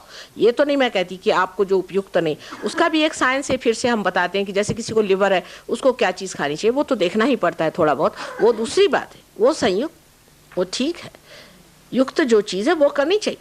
लेकिन जो चीज युक्त ही नहीं है, बेकारी में दिमागी जमाकर से आप एक धारणा करके अपने को मार डालना चाहते हैं, तो उसे हम क्या करें बताइए। हम तो समझा रहे हैं आपको कि खूब खाइए पीजिए, लेकिन उसका ये जानिए कि कौन सी चीज आपके शरीर को आवश्यक है। मौज में रहिए। परमात्मा ने सारी सृष्टि मौज में रहने के लिए बनाई, प्रसन्न रहना चाहिए, प्रसन्न। हमें सब लोग जब हम वहाँ गए फ्रांस, तो लोगों ने कहा कि माँ आप तो बहुत ज़्यादा खुशहाल नज़र आते हैं। तो मैंने कहा अब क्या करें इसे? कहले नहीं, यहाँ तो लोग सोचते हैं कि जो आदमी खुशहाल है उसको तो दुनिया का कुछ पता ही नहीं, बड़ा इग्नोरेंट है। मैंने कहा अच्छा, तो यहाँ क्या सब बड़े मिजरेबल लोग रहते हैं? उन्होंने एक किताब आपने पढ़ी हुई, ले मिजराबल। तो जब मैं वहाँ पहुँची तो मैंने कहा तुम लोग तो होने ही हुए ले मिजराबल, क्योंकि हर तीसरे या चौथे घर के बाद में आप कुत्ता एक देख लीजिए, 10वें घर के बाद एक गंदी औरत वहाँ खड़ी देख लीजिए। मैंने कहा और इस देश में और होगा क्या? जहाँ सारी गंदगी भरी पड़ी हुई है, जहाँ सारा अधर्म है, तो सब तो ले मिजराबल होंगे ही। लेकिन मैं तो इसमें नहीं पढ़ने वाली। अब जब वो बदल गए तो पता चल रहा है उनको भी कि आनंद क्या चीज है। हमें आनंद को प्राप्त करना है कि दुख को प्राप्त करना, पहली बात। ये व्रत से बहुत लोग घबराते हैं कि व्रत नहीं छोड़ना चाहते। अरे भाई छोड़ दो छोड़ना नहीं चाहते बेटे, ये बड़ी पकड़ है। यही तामसिक वृत्ति है कि जो चीज गलत है उसी को पकड़े रहेंगे। उससे हजारों बीमारियां होती हैं, हजारों बीमारियां। व्रत करने वालों को हजारों बीमारियां रहती, पर छोड़ेंगे नहीं और सबको परेशान करेंगे। व्रत जिस दिन होता है सारे घर में हंगामा, जैसे हनुमान जी उतर आए, आज मैं ये खाऊंगी, नहीं तो वो खाऊंगी, नहीं तो ये चाहिए, नहीं तो वो। अरे भाई व्रत है तो भूखे मरो, काहे को सबको परेशान कर रहे हो?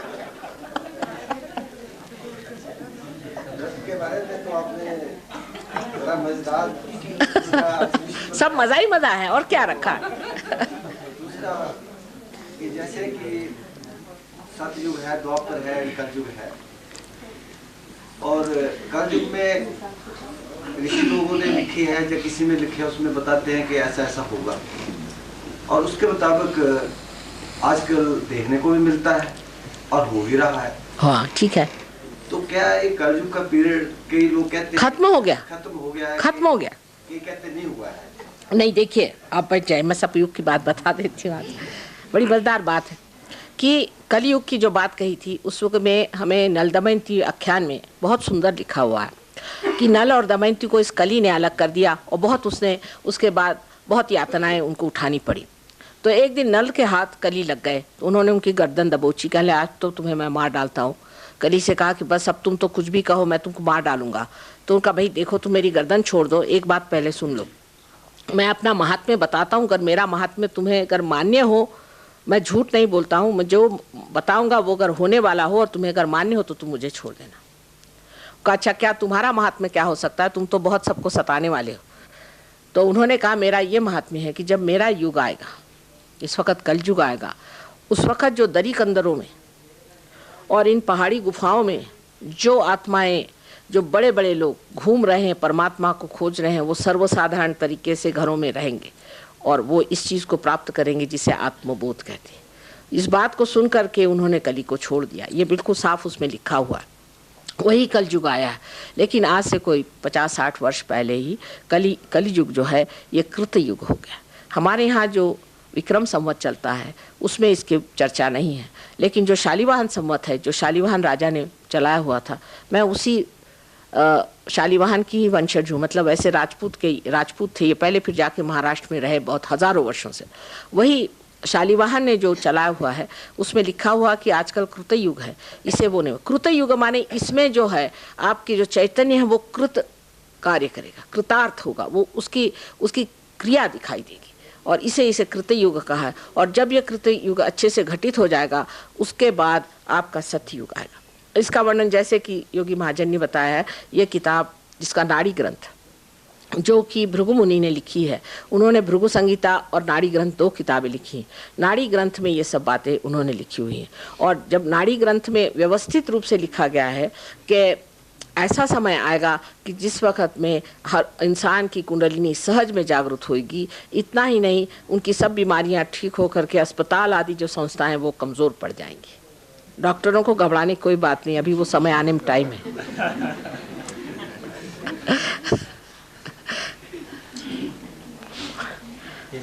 ये एक शंका है। बोलो बेटा। अभी आपने कहा कि गृहस्थ आश्रम सबसे अच्छा है, और दूसरे एक भाई साहब ने रखा था कि जो कुंडलिनी जागरण है वो कैसे होगी।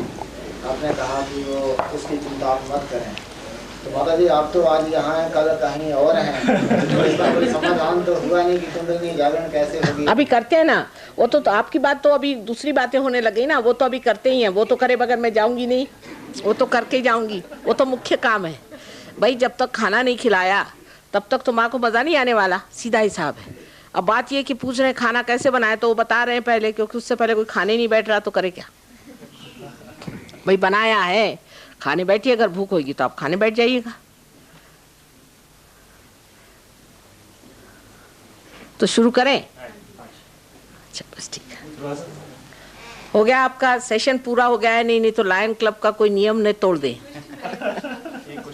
हाँ बोलो बेटे। आजकल जादू तंत्र को बहुत मानते हैं लोग, तो क्या ये बहुत रसिक है सारा समाज?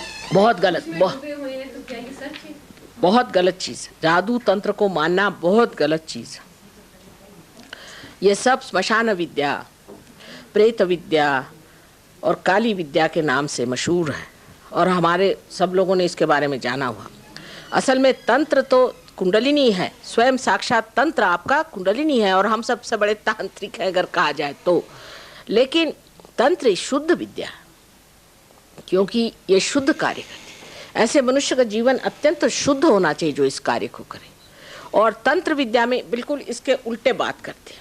यानी इसका तरीका यह है कि किसी देवी का मंदिर हो, वहाँ जा कर के बैठ जाते हैं और कोई न कोई ऐसा गलत काम, कोई व्यभिचार वहाँ करते हैं। ज़्यादातर ऐसे लोग जो ऐसा काम करते हैं वो देवी को अप्रसन्न करने से, अब देवी उलझती नहीं, वहाँ से उनका चित्त हट जाता है। वो जगह जब उनके लिए ऐसी बन गई जहाँ देवी का चित्त है नहीं, वहाँ फिर वो प्रेतों को बुलाते हैं, भूतों को बुलाते हैं और उनको काबू में कर लेते हैं। और भी अनेक तरीके हैं, मैं वो बताना नहीं चाहती क्योंकि गंदी चीज़ें हैं सारी। वो सब करके और फिर उससे वो दुनिया भर की चीज़ें करते रहते हैं और लोगों को प्रभावित करते हैं। और अपने देश में इसलिए ज़्यादा है क्योंकि हिंदुस्तान में एक ख़ास चीज़ है कि एक दूसरे का गला काटे बगैर वो सोचते हैं हमारी उन्नति नहीं होगी। ये सब दूर दिखाई दे। एक दूसरे से प्रेम करने से हमारी उन्नति होगी ये हम जानते नहीं, इसलिए हम एक दूसरे को गले काटने में लगे रहते हैं। फिर जो ऐसी लोग मदद करते हैं गुप्त रूप से, उनके पास हम चले जाते हैं कि चलो इनकी गर्दन काट दो, उनकी गर्दन काट दो, इतना पैसा ले लो। तो ये जो गंदी विद्या है इसका एक ही इलाज है, पहले आत्मा को प्राप्त करिए। आत्मा को आप प्राप्त करिए, फिर आप समझ जाएंगे आपको कोई छू नहीं सकता, कोई गंदी विद्या आपको छू नहीं सकती, कोई आप पे हाथ नहीं लगा सकता। ऐसे अभी 2 आदमी आपसे बता रहे हैं जयपुर में हमें मिले जिन पे बड़ी गंदी विद्या का उपयोग हुआ था, बहुत बुरी तरह से, और दोनों के दोनों बिल्कुल स्वस्थ हो गए। और डॉक्टर नहीं समझ पा रहे थे, कोई नहीं समझ पा रहा था कि उनमें क्या। उनकी सांपत्तिक स्थिति भी एकदम खराब हो गई थी, शारीरिक स्थिति भी खराब हो गई थी और बिल्कुल मरगिल्ले स्थिति में थे, लेकिन वो एकदम उठ खड़े हो गए क्योंकि उनकी कुंडलिनी जागृत हो गई। इसका इलाज ही है। पर हम लोगों पे बड़ा ये है, तंत्र विद्या में हमारा बड़ा विश्वास है कि जो गंदी विद्याएं करते हैं, ऐसे आदमी कोई आ जाए तो पहुंच जाते हैं, औरतें खासकर। इस चक्कर में जब औरतें पहुंची तो हो गया सत्यानाश, उनके पति का भी होगा। अब पति से कुछ झगड़ा हो गया तो पहुंच गए उनके पास बताने, भाई पति से बढ़ के और कौन होता है। लेकिन उनसे जाके बताएंगे कि हमारे पति ने ये किया वो किया। अब वो ये तो नहीं करते कि पति को ठीक करे, लेकिन पति में कोई ना कोई भूत डाल देते हैं। जैसे एक बम्बई में लेडी है, उसके पति बहुत ज़्यादा शराब पीते थे, तो वो तांत्रिक के पास गई, उनसे जाके कहने लगे मेरे पति शराब पीते, इनको ठीक कर दीजिए। उन्होंने थोड़े दिन के लिए ठीक कर दिया, लेकिन वो जुआ खेलने लगा। उसके बाद गई कि मेरा पति अब जुआ खेलने लगे, वो ठीक कर दीजिए। तो वो जुआ खेलना तो ठीक हो गया, अब वो भूत निकाल के दूसरा भूत उनके अंदर डाल दिया, तो वो औरतों को रखने लगे। तो अब वो गई कि उसने जाके बताया कि भाई देखो ये क्या तुम कर रही है, एक के बाद ये कर रही है। उसके बाद उसने देखा कि तीनों की तीनों काम वो करने लगे और वो स्वयं औरत पागल हो गई। जब तक उनको रुपया पैसा भरते रही तब तक ठीक है, और नहीं तो वो आपको पकड़ते हैं। पर उनकी भी उनको भी भगवान नहीं छोड़ते। ऐसे जो लोग तंत्र विद्या करते हैं, इनके 7 जन्म 7 बच्चों तक, पुश्तन पुश्त 7 उनका नुकसान होता है। मैं आपको बताऊं, लंदन में एक साहब आए थे हमारे पास, और वो डॉक्टर साहब थे हिंदुस्तानी, और वो कह रहे मुझे पता नहीं क्या आजकल चक्कर आते हैं, ग्लानि रहती है, डिप्रेशन रहता है। तो मैंने उनसे पूछा क्या आपके बाप दादों में कोई तंत्र विद्या करता था? कह रहे हाँ, हमारे यहाँ 2 पुश्त में हुई थी, लेकिन हमारे 5 पुश्त में ऐसा ही चल रहा है। मैंने कहा ठीक है, अभी आपका बच्चा बच गया, नसीब समझ लीजिए। बाद में उनको मैंने ठीक किया तो उनको जूते मारने पड़े उन लोगों को जिन्होंने तंत्र विद्या की थी। जूता हमारे ऐसा मारते हैं, उनका नाम लिख करके जूता मारी, सिंबॉलिक। उससे उनकी स्थिति ठीक हुई, बड़ी बुरी हालत में थे। तो जो तंत्र विद्या करते हैं जानते नहीं, इनके पीछे एक बार अगर भगवान लग जाए तो ये इनका कहीं का ठौर नहीं रहेगा। और वो छोटी छोटी चीज जैसे आपका मन समझ लेंगे, आपके मन में क्या विचार है, इसमें क्या रखा हुआ है? ये तो सब भूत विद्या अपने यहाँ सबने जाना है। इसको भानुमति का पिटारा कहते थे, आप लोग के यहाँ पता नहीं, हिमाचल में इस शब्द को जानते कि लोग जानते ही नहीं। आप भानुमति का पिटारा ये कहा जाता था इसको, लेकिन पहले के लोग बहुत समझदार थे, इस चीज में पढ़ते नहीं थे। अब आजकल तो सभी इसमें, अब ये जितने जो गुरु लोग घूमते हैं ये सब यही हैं, और क्या है। हमारे यहाँ इनको गुरु घंटाल कहते थे, गुरु नहीं कहते थे।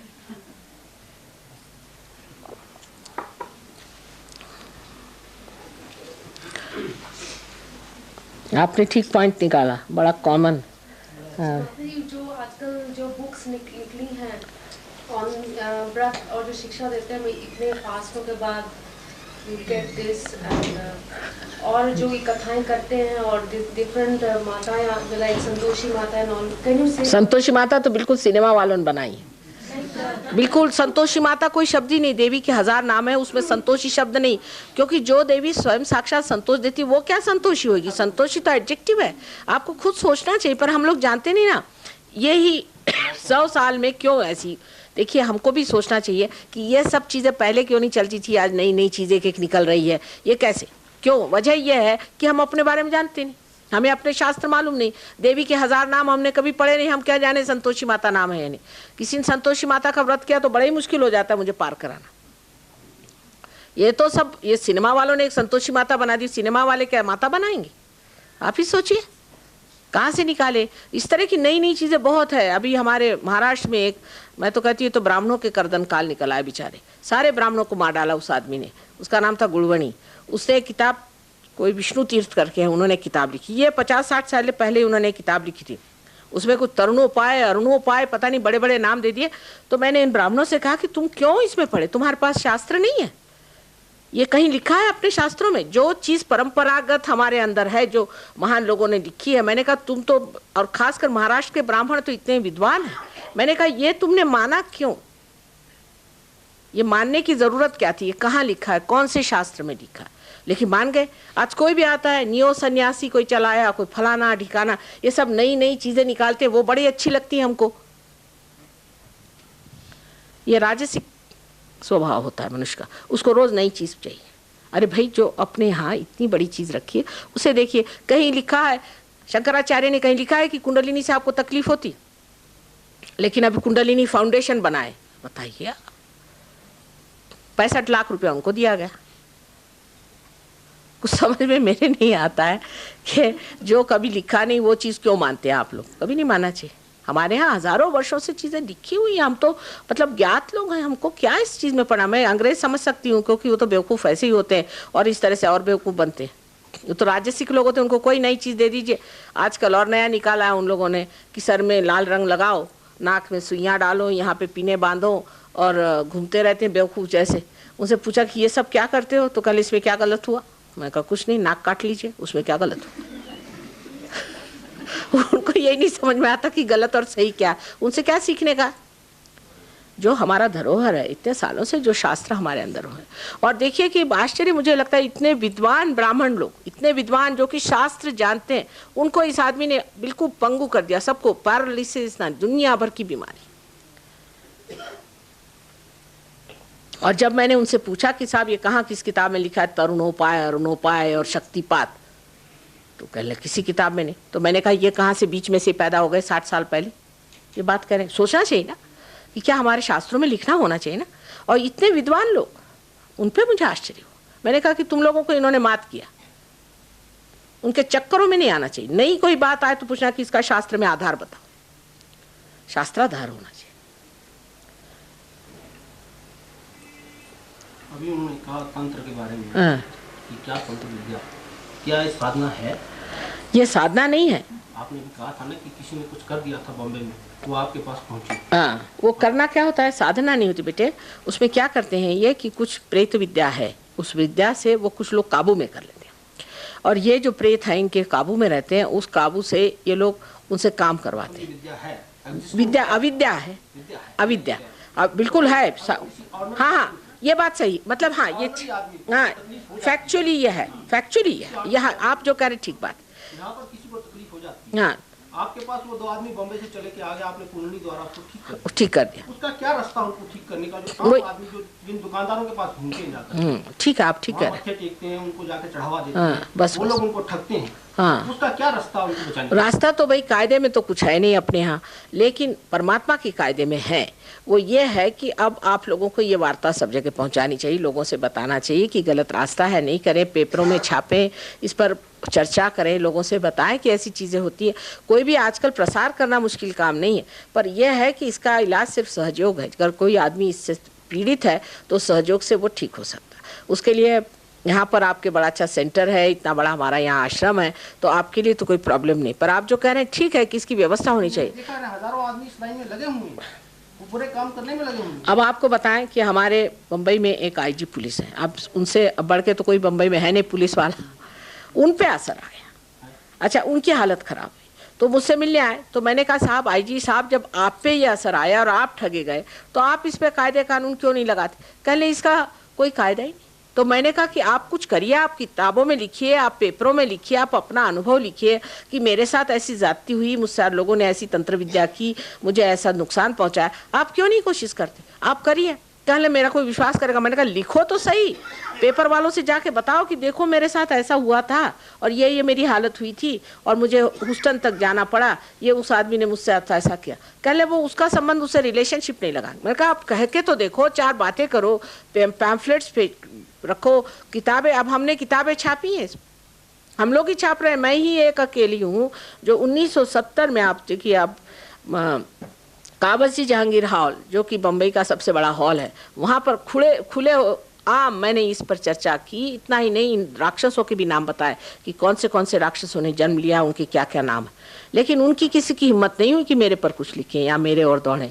आपके यहाँ के चंबा की कहाँ के महाराजा वहाँ थे, वो आए, कहले माँ क्या कर रहे हो, आपको बंदूक से मार देंगे। मैंने कहा उठाओ तो बंदूक, देखे कौन मेरे सामने बंदूक लाता है, वो भी मैं देख लूँ।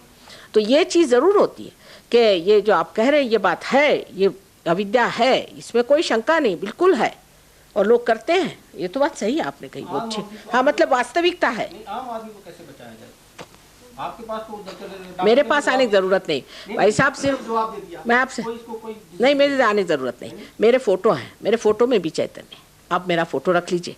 सिर्फ फोटो आप रखने से ही सब भागेंगे, फोटो से बहुत दूर भागते, फोटो में तो कुछ पूछे ही नहीं। फोटो ही काफ़ी है, आपको ज़रूरत नहीं कि मैं ही रहूं।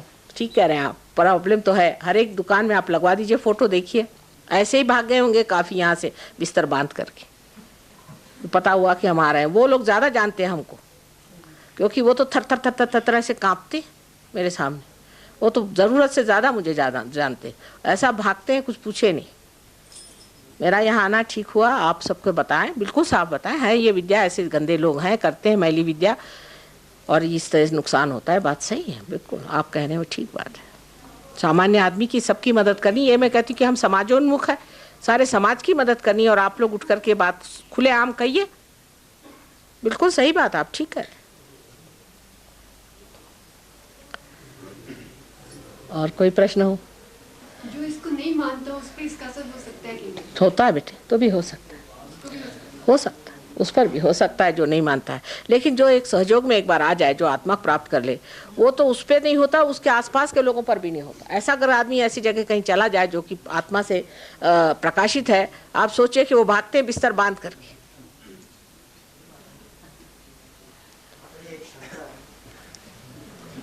कहिए। कहा गया था कि सुना है कि 20वीं शताब्दी के अंत तक संसार का विनाश होगा।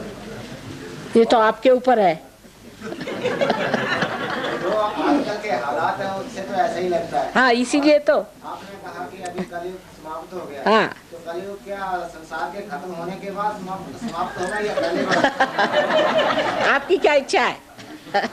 देखिए मैं आपसे बताऊं, कृतयुग जो है इसमें आप लोग पार हो सकते हैं, आप पा सकते हैं, आप चैतन्य को पा सकते हैं, चैतन्य कार्यान्वित होगा, परमात्मा का आपका विश्वास दृढ़ होगा आप लोग पर। कितने लोग होंगे, बात ये कर एक इतने अंदाज से लोग हो जाएं पार और इसमें पूरे तरह से रज जाए तो बिल्कुल कुछ नहीं हो सकता, कोई खराबी नहीं आ सकती, कोई खराबी नहीं आ सकती। लेकिन इतने लोग इकट्ठे होने चाहिए और पाने चाहिए। पर आपको आश्चर्य होगा कि जो बेकार के लोग हैं, जो तामझाम लेके चलते हैं, उनके लिए हजारों लोग जुटेंगे, लेकिन माँ के लिए कितने लोग जुटने वाले, क्योंकि इसमें तो कुछ बनना होगा। आप तो लोग चाहते चलो भाई कोई नहीं, ये गुरु बना लो, इसको 4 पैसे दे दो, काम हो गया। तो ये सस्ता काम नहीं, इसमें तो आपको बनना होगा, ये मुश्किल है। In a way is nice, is too much light. मेरा माता जी ऐसा है कि दुनिया में बहुत ऐसे है कि कोई ज्योतिषी विभिन्न कंट्रियों के हैं, देशों के हैं, या कोई साइंटिस्ट है, ऐसे ढंग से जो भी मानते हैं वो देखते हैं कि आने वाला जो समय है वो भविष्यवाणी की है कि दुनिया में काफी सर्वनाश होगा। इसके बारे में आप क्या महसूस करती हैं? अरे भाई, उनकी सदिच्छाएं यही है, उसे क्या करा जाए, लेकिन जोर लगाना है कि ये नहीं होगा। जब जानकी नाथ सहाय करे तब कौन बिगाड़ करे नर तेरो। कौन से मंगल और कौन से शुक्र और कौन से शनि, उससे परे जब आप उठ गए तो फिर क्या आपको भय है? मेरे ख्याल में समय काफी हो गया है और ये प्रश्नोत्तर का सिलसिला बंद करें और माताजी से अनुरोध के वो आशा है आप लोग कुछ तो समाधान प्राप्त किए होंगे मेरे जवाबों से।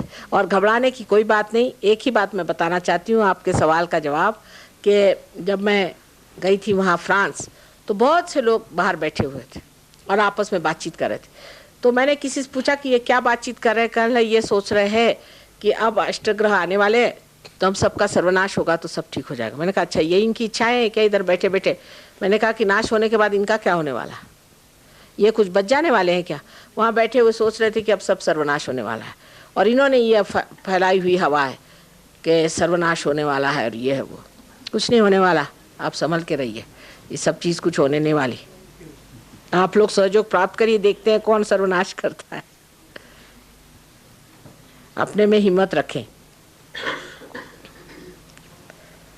परमात्मा के हाथ इतने ज़बरदस्त है, उनकी शक्ति इतनी ज़बरदस्त है कि कोई भी चीज़ ऐसी वो होने नहीं देंगे। जिन्होंने ये सृष्टि बनाई है, जिन्होंने आपको बनाया, वो क्या ऐसा काम होने देंगे?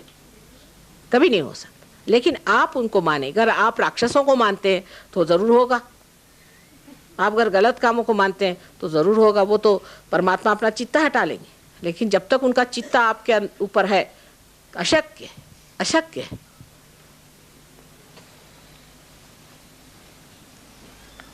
और यहाँ इतने आराम से आप बैठे हुए हैं, काय को इसकी सोच रहे हैं? ये सोचने दीजिए न्यूयॉर्क वालों को या रशिया में, उनका आपस में चलने दीजिए, हमारे यहाँ कुछ नहीं होने वाला। हो गया, अब पार हो जाए, ठीक है ना। अब सब लोग आराम से बैठे, बिल्कुल आराम से गोद डाल के बैठे।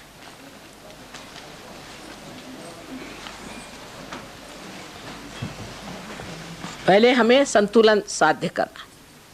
अपने अंदर दो शक्तियां जो मैंने बताई, इच्छा शक्ति और क्रिया शक्ति। सब लोग बैठ जाइए बेटे, बैठ जाइए, और सब लोग करें, नहीं तो बाद में कहेंगे माँ हमारा नहीं हुआ, ये नहीं हुआ। सीधी, बिल्कुल सीधी सरल चीज़ें आपकी अपनी है, त्वरित घटित होती, तत्क्षण। रामदास स्वामी ने कहा था तत्क्षण घटित होती। लेफ्ट हैंड हमारे ओर रखें इस तरह से, जैसा ये है, खड़े हो जाओ, गोद में रखें आराम से। लेफ्ट हैंड गोद में रखें, जो कि इच्छा शक्ति, माने इच्छा ये है अब कि हमें योग प्राप्त हो, आत्मबोध मिले, ये इच्छा, ये पूरी समय हमारी ओर है इस वक्त। और सीधा हाथ जो कि क्रिया शक्ति है, इसको इस धरती को छू ले, धरती को छू ले, राइट हैंड से धरती को छू ले।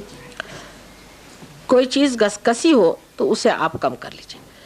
कोई चीज़ कस रही हो आपके कमर में, कहीं भी कस रही, ज़रा हो तो कस रही हो, तो नहीं कस रही हो, अगर आप स्वस्थ हो तो कोई ज़रूर, वो तो बड़ा अंतर योग है। बट ये अनकंफर्टेबल फीलिंग आने से चित्त जो है बाहर जाता है, इसलिए इस तरह से साइड में रख लें, आराम से, आराम से साइड में रख।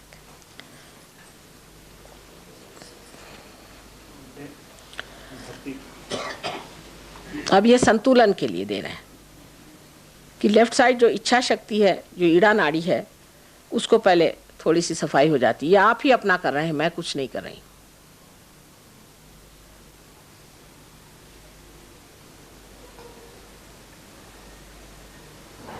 लेफ्ट की पकड़ है,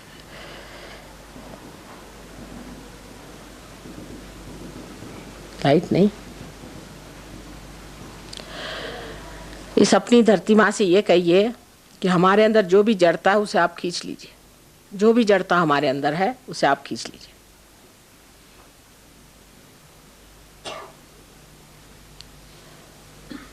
क्योंकि ये योग भूमि है। गणपति को याद करके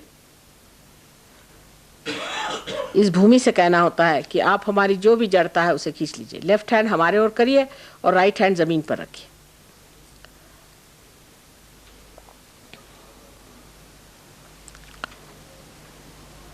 हाँ,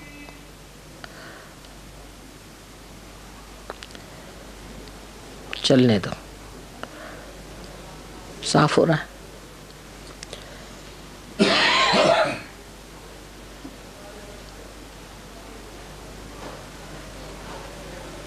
बेटर आ रही लेफ्ट में थोड़ी थोड़ी ठंडी ठंडी हवा, देखिए। अच्छा, अब राइट हैंड हमारे ओर करें, ये वाला राइट हैंड, और इसको इस तरह से ऊपर आकाश की ओर। इससे हम अपनी क्रिया जो है उसको आकाश तत्व में मिला रहे हैं। इस तरह से पीछे करें, हाथ पीछे। राइट हैंड हमारे ओर, आप उल्टा करें, राइट हैंड हमारे ओर करिए और लेफ्ट हैंड इस तरह से करिए। ऐसे ऐसे राइट हैंड करिए, इस तरह से गोद में रखिए। ना ना ना ना, इनको बताइए तो दोनों ही हाथ ऊपर के, कंफ्यूज हो जाते हैं। ना ना, राइट राइट राइट हमारी तरफ उल्टा। तुम करके दिखाओ ना। ये इस तरह, राइट राइट हैंड इस तरह से, लेफ्ट हैंड पीछे। मैंने आकाश तत्व के और हम अपनी क्रिया शक्ति जिससे कि हम कर्म जोड़ते हैं, अहंकार जोड़ते हैं, उसको छोड़ रहे हैं आकाश तत्व में।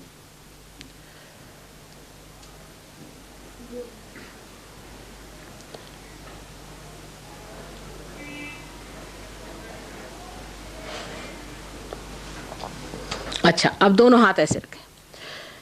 अब आप ही को अपनी कुंडलिनी जागृत करनी, इस तरह से गोद में रख लें। आप ही को अपनी कुंडलिनी जागृत करनी है, आप ही को अपने चक्रों पे हाथ रखना है। बिल्कुल सही बात है, जिससे आज आप सीख लें, फिर आगे भी आप कर सकते हैं। और हर एक चक्र पे क्या कहना है मैं आपको बताऊंगी। सबसे पहले तो आपको हृदय पे रखना है, क्योंकि हृदय में आत्मा है, इसलिए हृदय पे पहले रखना है। एक एक चीज़ मैं बताऊंगी आपको कहाँ रखना है। हृदय पे इस तरह से रखना है, फिर पेट के ऊपर के हिस्से में, फिर पेट के नीचे के हिस्से में, सब लेफ्ट साइड में काम करेंगे आप। सारे लेफ्ट साइड में होगा। फिर आप फिर से ऊपर के हिस्से में जाएंगे, फिर हृदय पे जाएंगे। ये चक्र क्या है ये भी बताऊंगी मैं। और फिर उसके बाद में सामने से, इस तरह से सामने से हाथ लेकर, पीछे से नहीं, सब लोग अभी देख लें, सामने से हाथ लेकर यहाँ पर रखें, इस जगह में, पीठ के तरफ हाथ ले जाएं, इस जगह में। ये हमें, इसे हम लेफ्ट विशुद्धि चक्र कहते हैं, श्री कृष्ण का चक्र है। उसके बाद में यहाँ माथे पर इस तरह से दबा करके, उसके बाद पीछे में इस तरह से दबाकर, उसके बाद सर पे ये जो तलवा है, जो तलनू ये कहते हैं, ये तलवा जो है ये अपने तलनू पे माने तालू पे रखें दबा के, और इसको इसी तरह से 7 मरतबा घुमाना होगा, जिसके बारे में मैं आपको बताऊं। सबसे पहले आप आंख बंद कर लें, आंख खोलनी नहीं, क्योंकि ये अंतर्योग है, चित्त बाहर नहीं जाना चाहिए, इसलिए आंख खोलिए नहीं। बाहर कुछ लोग हैं, बैठ जाए, अंदर जगह है, आप लोग आना चाहें तो, जो लोग आना चाहें आ जाए, अंदर जगह है, ऐसी बात नहीं है जगह। अच्छा, अब बिल्कुल सीधी सरल चीज़ है, इसमें कुछ खास करने का नहीं, सब लोग बिल्कुल समझ लेंगे, इसमें कोई बात नहीं। आँख खोलिएगा नहीं, आँख का चश्मा उतार लें, आँख अच्छी हो जाती है, काफ़ी लोगों की आंखें भी इससे ठीक हो जाती है, इसलिए आँख का चश्मा उतार लें। आँख नहीं खोलिएगा, बस आँख नहीं खोलने का, और लेफ्ट हैंड हमारी तरफ पूरी समय रखना और राइट हैंड को घुमाना है, बस। अब आप आँख बंद कर लीजिए, आँख बंद करके हृदय पे हाथ रखें, हृदय पे। अब एक बात, अब उल्टा ही चल रहा है, औरतों को देखिए, हृदय लेफ्ट में होता है, लेफ्ट हैंड मेरी ओर करिए, राइट हैंड नहीं, लेफ्ट हैंड माने उसको आप लोग क्या कहते हैं, उल्टा हाथ, क्योंकि बात है हिंदी भाषा में हर जगह अलग अलग कहते हैं, इसलिए मैं लेफ्ट और राइट कहने लगी। क्या कहते हैं, खब्बा, खब्बा हाथ, खब्बा हाथ मेरे और करिए, और इसको, हाँ ये उल्टा है, सग्गा, सज्जा, सज्जा हाथ। मैं भी पंजाबी एक ज़माने में जानती थी, अब थोड़ा भूल गई। खब्बा, खब्बा हाथ मेरे और राइट हैंड जो है वो अपने हृदय पे रखें, सीधा हाथ हृदय पे रखें।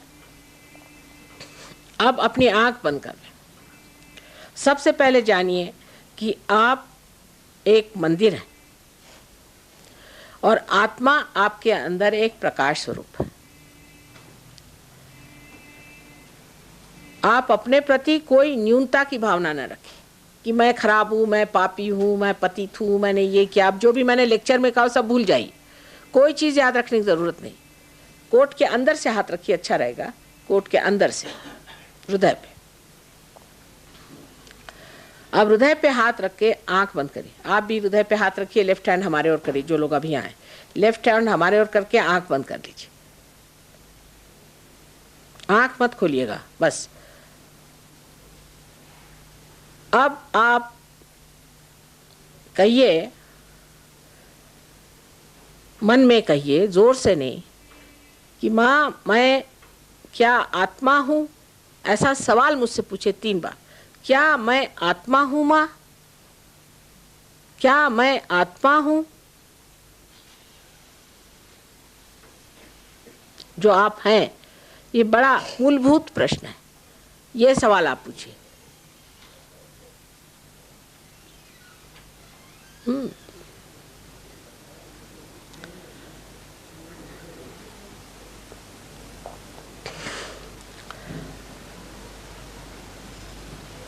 अब जो राइट हैंड है उसको आप पेट के ऊपर के हिस्से में रखें, पेट के ऊपर के हिस्से में।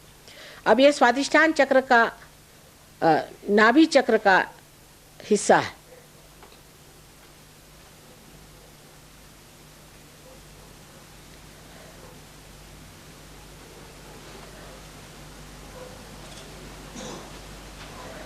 ये चक्र में गुरु का तत्व निहित है। अगर आप आत्मा है तो आप अपने गुरु हो जाते। इसलिए आप दूसरा सवाल मुझसे पूछें कि क्या माँ मैं स्वयं का गुरु हूँ? सब लोग पूछें, जो नए आए हैं वो भी लोग आंख बंद करके करें, कृपया सब लोग करें।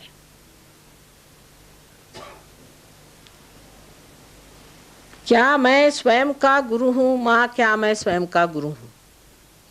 3 बार ये प्रश्न पूछिए। ये आपका गुरु तत्व जो कि अनेक गुरुओं ने बनाया हुआ है, आदि गुरु ने बनाया हुआ है।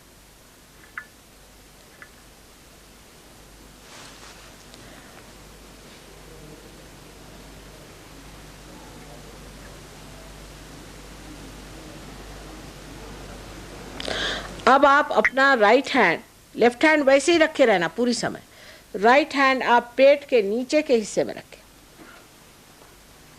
पेट के नीचे के हिस्से। ये जो चक्र है पेट के नीचे के हिस्से में, ये स्वादिष्ठान चक्र का लेफ्ट साइड है और यही शुद्ध विद्या देता है। यही शुद्ध विद्या माने वो जो ज्ञान जिससे आप सर्वव्यापी शक्ति का चालन कर सकते हैं, ये शुद्ध विद्या है। परमात्मा के कायदे कानून आप जान सकते हैं, वही शुद्ध विद्या है। इस जगह आप पे जबरदस्ती कोई नहीं कर सकता। आपको कहना होगा कि माँ मुझे शुद्ध विद्या दीजिए, मैं आप पे जबरदस्ती नहीं कर सकती क्योंकि आप स्वतंत्र हैं। सो आप मांगिए, माँ मुझे शुद्ध विद्या दीजिए। ये कहते ही कुंडलिनी चलायमान होती है। मुझे शुद्ध विद्या चाहिए क्योंकि वो शुद्ध इच्छा है।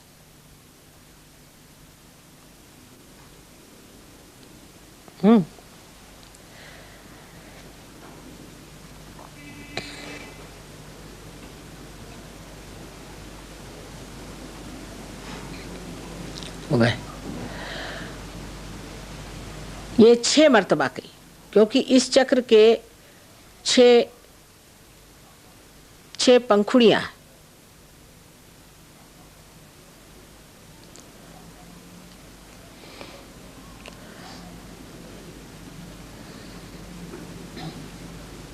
मुझे शुद्ध विद्या दीजिए। अब कुंडलिनी शुरुआत हुई, उसके लिए आपको चाहिए कि उसका आसन बनाते चले, उसको विश्वास दिलासा देते चले। इसलिए अपना यही राइट हैंड पेट के ऊपरी हिस्से में फिर रखे जहां गुरु तत्व था, दबाकर पेट के ऊपरी हिस्से में रखे। अब इस जगह फिर से गुरु तत्व में आपको पूर्ण विश्वास के साथ कहना चाहिए कि माँ मैं ही स्वयं का गुरु हूँ। यहाँ जो मैं कह रहे हैं वो आत्मा है। माँ मैं ही स्वयं का गुरु हूँ, मैं ही वो आत्मा हूँ जो कि गुरुत्व करता है, जो मार्गदर्शन करता है। इसलिए मैं ही स्वयं का गुरु हूँ। 10 मर्तबा कहिए।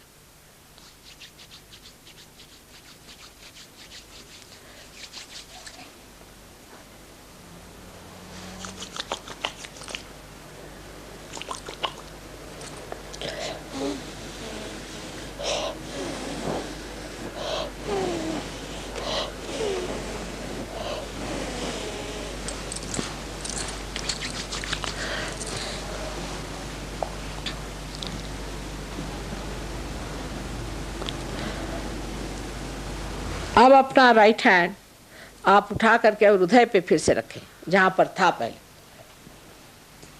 अब फिर अपनी कुंडलिनी के लिए स्थान बनाइए और वहां उसको दिलासा दीजिए, पूर्ण विश्वास के साथ कहिए कि माँ मैं स्वयं आत्मा हूँ। ये 12 मर्तबा कहिए। माँ मैं स्वयं आत्मा हूँ, ये 12 मर्तबा कहिए।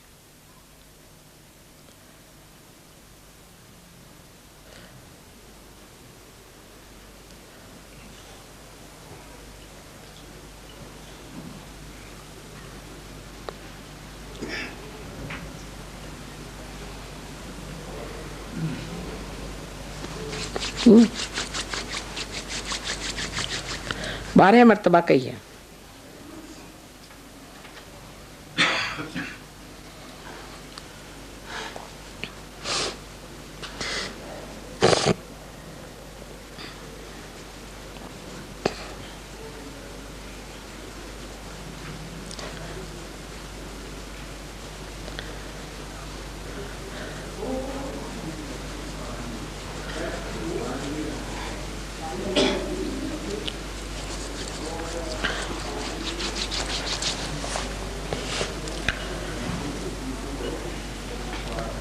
अब ये जान लेना चाहिए कि परमात्मा जो है वो प्रेम के सागर है, वो कृपा के सागर है, पर सबसे अधिक वो क्षमा के सागर है। तो हम ऐसी कोई सी भी नहीं गलती कर सकते जो वो अपनी शक्ति में क्षमा नहीं कर सकते। इसलिए हमें दोषी ठहराना, हर समय अपने को खराब कहना, न्यून समझना बहुत बड़ी गलती है। और इसी से एक चक्र जो पकड़ता है वो हमारा लेफ्ट साइड में गर्दन के पास आप हाथ लगाएं, जहाँ पर कि हमारा कंधा है, गर्दन के पास सामने से, मैंने कहा था हाथ दीजिएगा सामने से, और जोर से पकड़ी कंधे पर, जोर से पकड़ी कंधे पर, उस कॉर्नर में, उस कोण में आप हाथ रख के पीछे की ओर दबा के पकड़िए। यहाँ आप 16 मरतबा कहिए, 16 मरतबा आप कहिए कि मैं दोषी नहीं हूँ, मैंने कोई दोष नहीं किया। अंग्रेजी में कहते हैं mother I am not guilty, मैंने कोई दोष नहीं किया। 16 मरतबा आँख बंद कर, हाथ ऐसे रखिएगा, लेफ्ट हैंड मेरी ओर रखिए, हाँ ऐसे कहिए, माँ मैंने कोई दोष नहीं किया।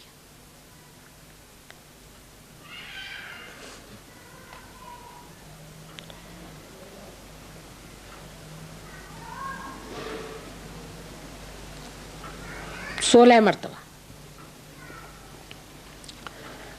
और जो सोचते हैं कि हम बहुत ही पतित हैं, बहुत ही पापी हैं, हमने बड़ी गलतियां करी, या कुछ भी बात जो मेरे लेक्चर में ऐसी आई भी हो, सब भूल जाइए।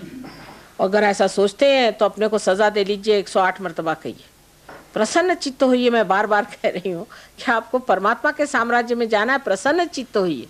अपने प्रति क्यों ऐसा क्रोध दिखाने का?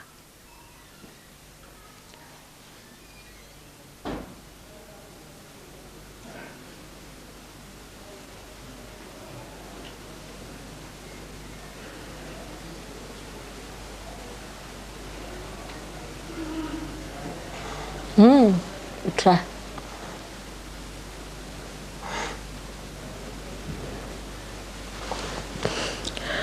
अब लेफ्ट हैंड हमारी तरफ रखिए और राइट हैंड उठा करके अपने कपाल प्रदेश पे रखें, जिसे हम लोग कहते हैं फोरहेड अंग्रेजी में। अपने मत्थे, मत्था तो सर पे होता है, मत्था इसे कहते हैं यहाँ। अच्छा, और दोनों तरफ से दबाइए, जैसे सर दर्द होते वक्त हम दबाते हैं, बीच में हाथ को बाहर की तरफ खींच के दोनों साइड से दबाइए। यहाँ पर पूरे हृदय से आप एक कहें कि माँ मैंने सबको क्षमा कर दिया। कितनी बार की बात नहीं, हृदय से आप कहें कि मैंने सबको क्षमा कर दिया। ये उल्टा करे जा रही है। ऊपर रखें, माथे के ऊपर, माथे पर रखें।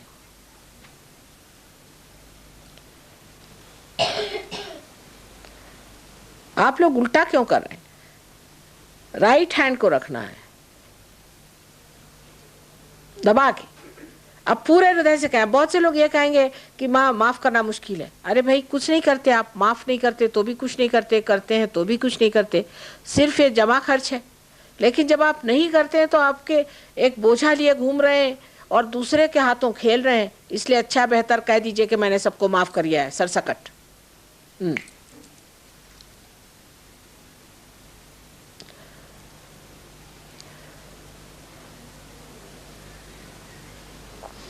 अब इस हाथ को पीछे की ओर ले जाएं और अपने सर को पकड़ें पीछे की ओर से, जोर से दबा के। अब यहाँ पर क्योंकि आप हर बार ये सोचते मैंने ये गलती करी, मैंने वो गलती करी, एक बार कह डालिए कि परमात्मा अगर तेरी शान में मैंने कोई गलती की हो तो मुझे क्षमा कर दे। एक बार कह डालिए हृदय से। सर के पीछे में हाथ रखें, बराबर बीचों बीच, सर के पीछे के हिस्से में, गर्दन पे नहीं, गर्दन पर नहीं रखने की, सर के पीछे के हिस्से में दबा के पकड़िए। बोझा सा वहाँ है, देखिए, कह दीजिए बोझा उतार दीजिए कह करके। लेकिन कोई अपने पे दोष नहीं लेना, अपने दोष न गिनना कि मैंने ये पाप किए। सिर्फ ये कि अगर किया हो कुछ ऐसा जाने अनजाने तो उसे आप क्षमा कर दीजिए, बस एक बार कह दीजिए पूर्ण हृदय से। अब अपना हाथ पूरी तरह से खोल करके और अपना तलवा जो है तालू पर रखें और सर की जो स्कैल्प है, चमड़ी है, उसको घुमाइए, दबा करके घुमाइए, खूब जोर से घुमाइए 7 मरतबा। और उस वक्त ये कहिए कि माँ मुझे आप आत्म साक्षात्कार दीजिए, क्योंकि आप पे फिर ज़बरदस्ती नहीं कर सकते, आपको मांगना होगा। माँ मुझे आत्म साक्षात्कार दीजिए, ऐसा पूर्ण हृदय से मांगे।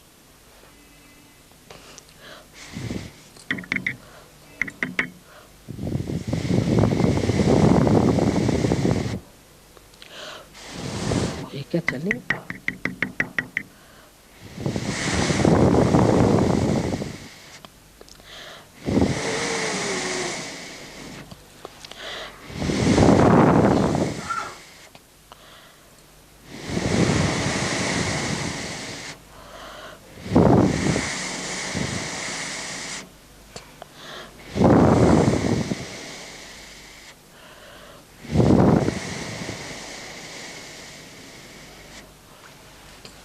अब ये हाथ नीचे रख लें, आराम से आंखें खोलें, निर्विचार में मेरी ओर देखिए, निर्विचार में, कोई विचार नहीं करिए, कोई विचार नहीं करिए। आप निर्विचार समाधि में उतर गए। अब ऐसे हाथ रखिए, दोनों हाथ इस तरह से, हाथ नहीं लाएं, इस तरह से रखें, पूरी तरह से इस तरह से रखें। अब लेफ्ट हैंड जो है, लेफ्ट हैंड उससे आप 4 इंच ऊपर करके सर पे देखिए, ठंडक आ रही क्या, घुमा के मेरी ओर देखते रहे निर्विचार में, थोड़ा सा सर उन्नत करके ऐसे देखिए, देखिए ठंडक आ रही क्या अपने ही सर में से पीछे की तरफ। हाँ आ रही, बड़ी सूक्ष्म चीज है। आप ये उल्टा ही करती हैं। लेफ्ट हैंड से देखिए बहन जी, लेफ्ट हैंड से।